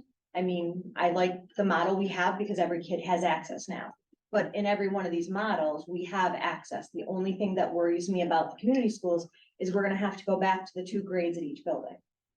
Because the expense to create, if you had a special ed teacher for every grade at every building, just imagine that cost with a teaching assistant. So you're talking probably $200,000 per grade. I think that's a strength of any version. Any other version, I guess. I think that's a strength of any other version. And for the people following at home, when you say 2 per school, you're talking 2 ICT classes where we're staggering them, K, 3, 2, Correct. 4, 3, Yeah. 5. Okay, thank you. So I think that's the big thing. And also now we have teachers that are in a year. So they're getting deeper into the curriculum and they know the curriculum instead of looping K to 1 to 2 and then looping back to K. So that was the model we had in community schools. So the teachers really never got the deep understanding of the curriculum. Oh, it's Yeah, and I will say it's fine, K 1, 2, that's not the struggle. It's when you go from 3, there's a huge jump to 4, and then even to 5. We know that, that's the big years. So think about the teachers and their depth of knowledge when it comes to working with the actual gen ed curriculum and modifying. So it's easier in pre-K to 2 or K to 2 than 3, 4, 5. Yeah, they don't loop now, they stay with their grade. And the nice thing is the teams are staying together too. So if Margaret and I were a team and she didn't want to go to first, I was then starting all over with Tamika. So the teams are now together and it's consistent, which has been huge because they are now in a model where when you walk in the room, you can't tell who is who. We didn't partner them this year. If you were 2nd grade ICT or 3rd grade ICT, you stayed in where you were. So the teacher didn't loop with the kid. No, that's what I'm saying. Right now, they're not looping, the teams are together. So for example, if Margaret didn't want to do it next year, I might have to go to Tamika anyways. But the pairs and the bonding have been fabulous. So that's the other, a pro to that as well. And also on the plan C, the original model, if you're gonna talk about equity, that's the least equitable model too. I was gonna say it's more than special ed. I believe through a conversation with Dr. Lauro, there's also other. We have the programs. numbers. We have the numbers. There's other program that has to be put in place just due to the inequities. Correct. of the students. So if you go to the K-5 consideration document, that can reference what Alexis, Denise and Erica are talking about, and you can see the demographics breakdown for this plan. So that's further detail. And if we were to go back, we would have to re-look at zones and all of that as well, which would change all the numbers. We would have That to do was And you're only, like, you have to do it based on distance. distance from school, which was not done I don't know that there's much Thank you, Craig. for though. You also have room to. a significant Yeah. increase in FTE section. Yeah. because now you don't have economies of scale. So there, it has the most FTEs. Yeah. And likely more FTEs, more FTEs. It gives Has us- known inequities. Yeah, and gives us the least amount of flexibility to grow anything if we wanted to too. So Lisa, just so if I understand you correctly, for special ed, it's better to have grades 3, 5 together? No, I'm not saying which grades, I'm just saying, if you go back to community schools, what the problem is that we would have K1, 2, you know what I mean, we start K1. And then kids would have to move back to those schools. If we wanted to make it equitable across all schools, I'd need 2 teachers in K for every building, and it would just become so immense of an expense. She was, because in the community school model before, we rotated which school had ICT. So like 1 year, it would be Frenchie, the next year it would be VV, the next year it would be Furnace Woods. Kindergarten. It's just It kindergarten. starts in kindergarten, Okay. and it rotated through the 3 buildings. So if your So school didn't have, your school didn't have it, you had to go. To another you had to go school. to another. Wherever second grade, if you were a second grade and you had ICT, if Then you you had- happened to be in BV, that But was. what you were saying about the teachers looping, They would loop in that model. So that model, I'd be the K teacher this year, I'd be the 1 teacher, the 2 teacher, and then I loop back down to K. right? The 3 goes to 4 to 5, loops back to 3. So that's how it was done in the community schools. And now with grade banding, They They stay stay. in their grade. So the K is the K is the K. The 1 is the 1 is the 1. And she was saying, because it's a less challenging to group in younger grades than. From once you like, get that's to what I was 3, gonna- 5. yeah, the When you math get three to or 3, four 5, the curriculum becomes so much more in depth. Think of the math. When you're K1, 2, I can handle that, right? right? You hit 3 to 4 to 5 and it just becomes so much more intense. But you're not giving them enough time to learn it because they're moving from year to year to year. Now my 4th grade teachers and my 5th grade teachers can do it just as well as the gen ed teachers. And you can't tell the difference when you go into these classrooms of the 2 teachers now because they've become established pairs. Is there not a benefit to education though, when kids have the same teacher year in a, like, the looping model is an Mhm. academically Yeah. beneficial approach for kids. I would say I agree with you, and we gave the teachers the option if they wanted to loop as they did in the past. Yeah. And no one really wanted to do that because it was nice to be in the same classroom with the Yeah. same person. I'm asking a best for kids question, not a future preference. I would question. say I would play devil's advocate, because what if you're a student and you don't vibe well with that teacher in kindergarten, Yeah. now you're stuck with them, No, kindergarten, well, you first can- grade, second grade. There's always an Yeah. escape hatch in looping for both the student and the teacher.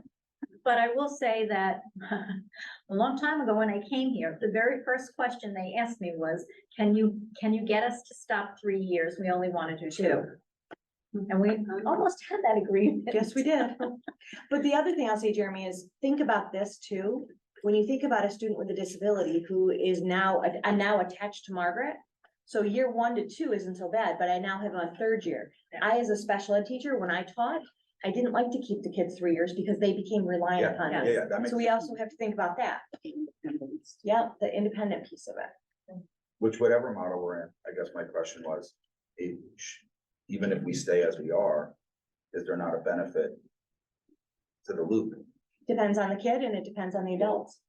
I do bring it up every. now and 80-20 then. rule, right? Yeah. Are most kids gonna benefit? Because the reality is yes, then you make the exceptions and figure out something for the kid. that's Maybe it would be the loop where you move buildings. That's not fun.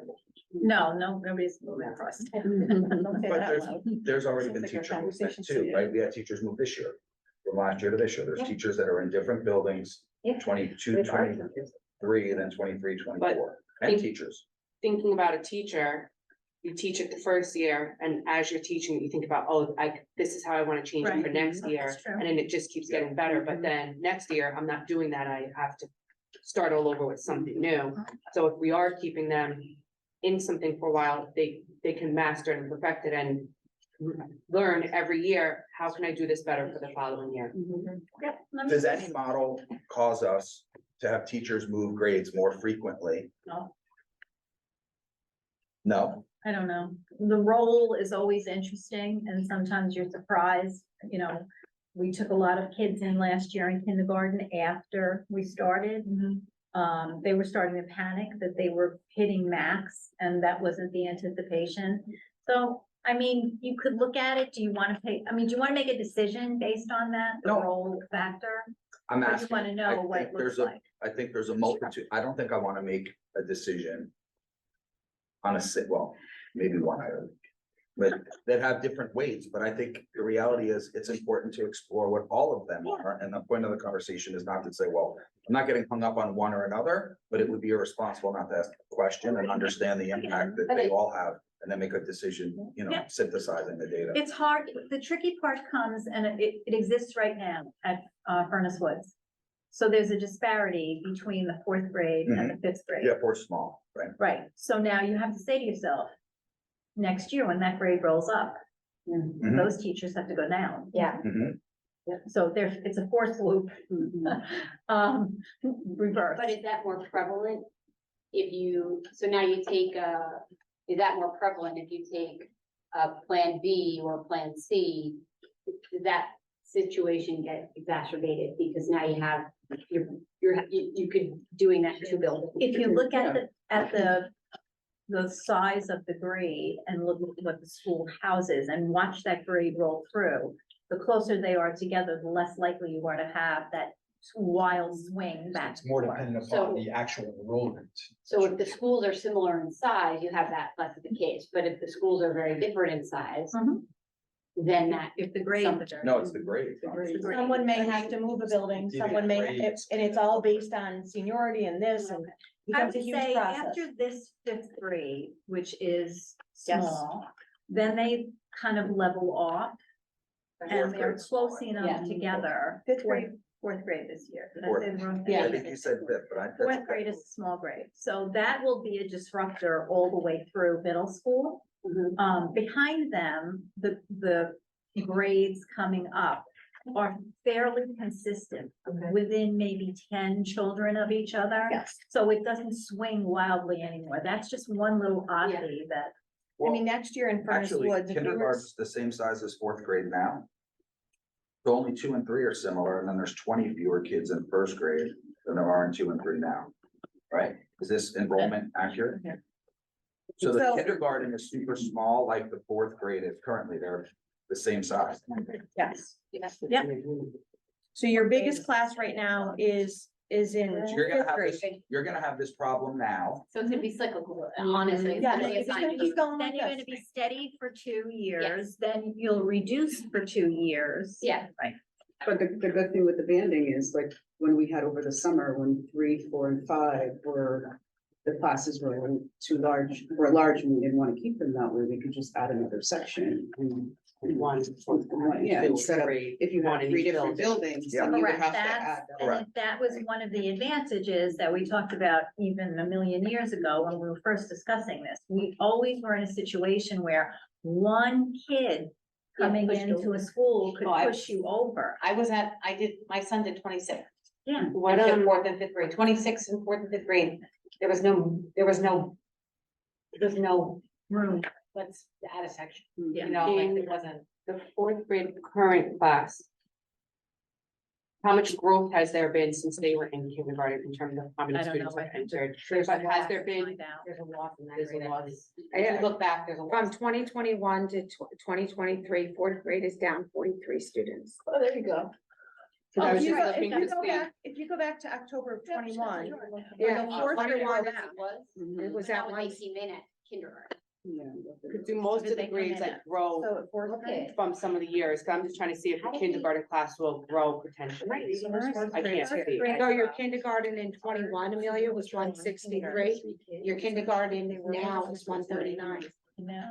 No, but I'm saying like that our now kindergarten That's our class. now kindergarten. I'm wondering if the trend has been where our now kindergarten class throughout the years, if they tend to increase.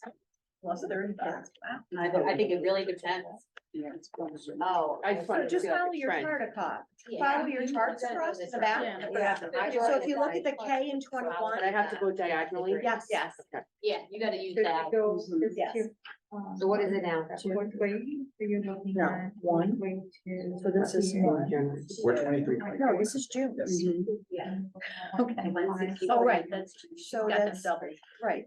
So the current fourth grade was 133 this year. Mhm. And they were 133 last year. They were 126 the year Yeah. before. They started out at 158. No, they No, they started started at, at 125. 125. Yeah. so the current Oh, fourth second grade grade, is that's is right. the October of 21 second grade. Right. Yeah, because it's October, June, you gotta skip a column.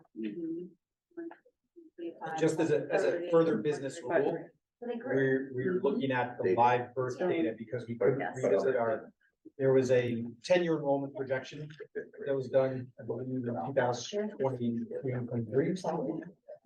And we already saw a discrepancy between that, and it would take too long to rerun the numbers. So we looked at 3-year enrollment trends for demographic data, and then also we can monitor the Westchester Board of Health live birth data. And they're showing right now that children born in 2020, which would be an incoming cohort, would be at 131.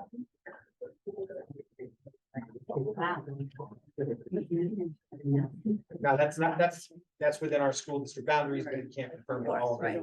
So that's just a business rule for context. But look at, excuse me, 2019. Well, can you share what page that's on? We can That's, match it. it's not on the page. That was used to help generate. No, our- that. No, that is, that's in the back of your book. document. Is it? Yeah, No, that's second right, from yeah. last. This No, no. page. I was asking if You're looking at that could go there. So like 2019 babies, the grade projection is 110 students. So that would be our That's like current kindergarten. Yeah, but then what No, about, next year. Next. I have the two.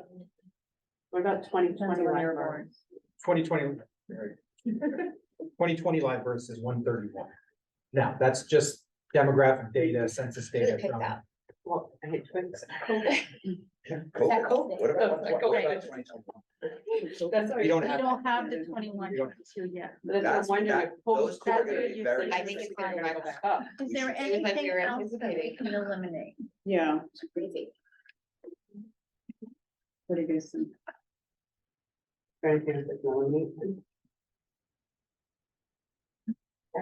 I mean, based on, for me, Plan C, I think it doesn't address the inequity, it causes inequities. I don't like this, having our special ed kids move from building to building, and it costs us the most full-time teams. I'm not sure we want to dig any deeper into that. Have other models So that is meet there- more of our needs. So is there anyone that wants to continue moving forward with that model, reviewing that model at this point? I don't think that we're gonna get information that would give enough people to vote for that over alternatives. Right. Reading the room. I don't think that we're gonna get a yes vote on that one. That's gonna carry over the other choices. And that's from someone who prefers that. Okay, so we're taking C off.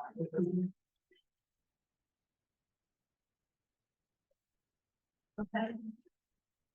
So where we landed right now is A is still on the table, that's what we're in. B is the policy we're going to be voting on. E, we need to get reconfigured, Yeah. and we need to confirm if fifth grade can move. Yeah. And G, we need to get Yeah. confirmed. And we're adding to this document. Not capacity from current. but a Current and policy. Current Mhm. policy. Class size. Current class size, not policy, right? 'Cause So I struggle with this. I'm gonna be really honest. And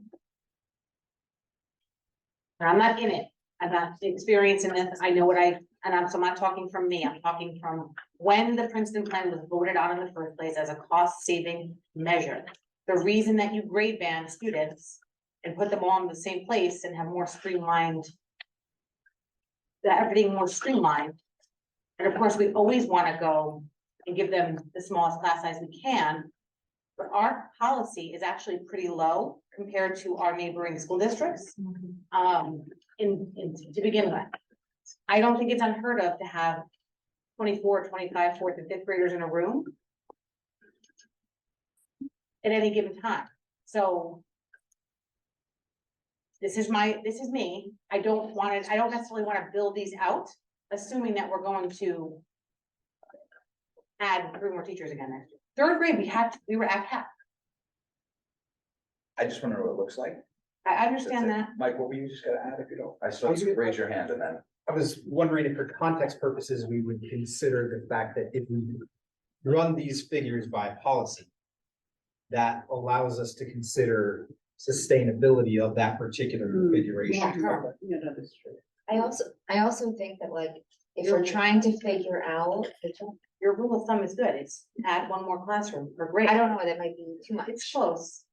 But I think, so it's like the great debate, right? Should it be 22 kids in a room? Should it be 24? What is that different? And we've done a lot of like learning with all these different folks. And I think that we shouldn't be focusing on like the class size right now. I think that when we figure out what model we Plan want, is best. we probably need to be intentional with what we do.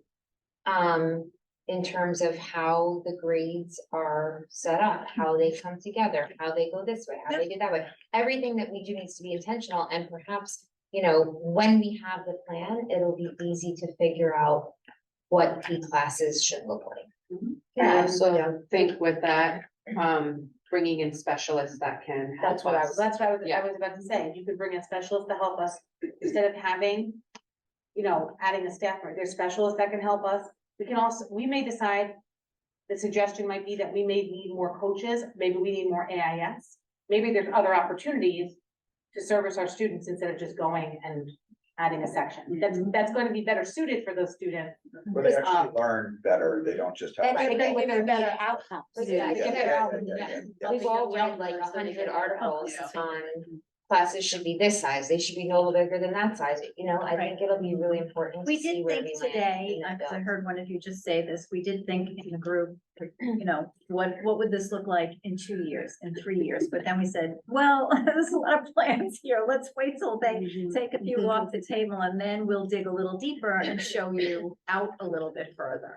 Okay, so I think we have good direction here. So A, we're in. Yeah. B, we have planned out. Right. I think we asked all of our questions. That's our policy that we're gonna be voting on. E, we need work on, and G, we need work Yeah. on. And Hey, Margaret, can I ask you one more question? And I'm sorry. no, go ahead. When we ran this, did we use the current 5th grade? No, we use next year's. We did, These are all okay. next year's Okay, numbers. because that 175, So, that is a really big grade, right? so beneath this document Right, is this year. The enrollment is this Right. year. Right, but the Behind projections are document based is- on, It rolled everybody. rolling forward. it forward a Yeah. year. That's what I wanted to, because that changes a lot of things. I do want to clarify that too, yeah, I mean, I had that difficulty and thank you for clarifying. On the pages, like for each plan too, the numbers might be different from one page to the other. And it's because she did that, the following page is projected for next year. So thank you for clarifying that. Is anybody handing me back their site? Yeah. Yes. Oh, Oh, wait, We all I already got it all. This one, oh, this one. Wait, can I just say one more thing? Yeah. And I'm gonna ask a question. If G somehow works, we even wanna continue to look at E. At what? Anybody wants to? If G somehow works, and you get confirmation that it works, are we gonna continue to look at? I'm sorry, say that again. No. E? Yeah, Yes? wait, which one? If G works, Yeah, G. G is in Greg. we're good. If G works, do we need to keep E on the? E as in Edward.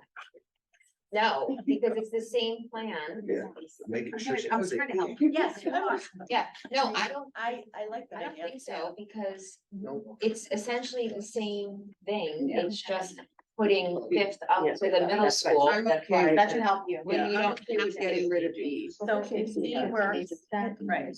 If G works, we don't need E right now. Yeah, G's back, I'm okay with getting rid of G. Yeah, I'm like, one less thing to. Egg think of. without the extra G. Yeah. No, I just kept the top. Yeah, I just have this. like- So I just want to, Is everybody good? Any other? I want to thank the board for their. Yes, I did. I want to thank the board for the thoughtful conversation about the questions we posed. for giving the cabinet some direction into how to provide more detail and more accurate data to help you moving forward. And I want to thank our cabinet for really pulling together some thoughtful considerations for the board to consider in this process. So it's truly a team effort. And if I may say, it's been a pleasure to see the conversation. Thank you. Thank you, everybody. So much. All right, and have a motion to close. Motion to close the meeting, second, all in favor?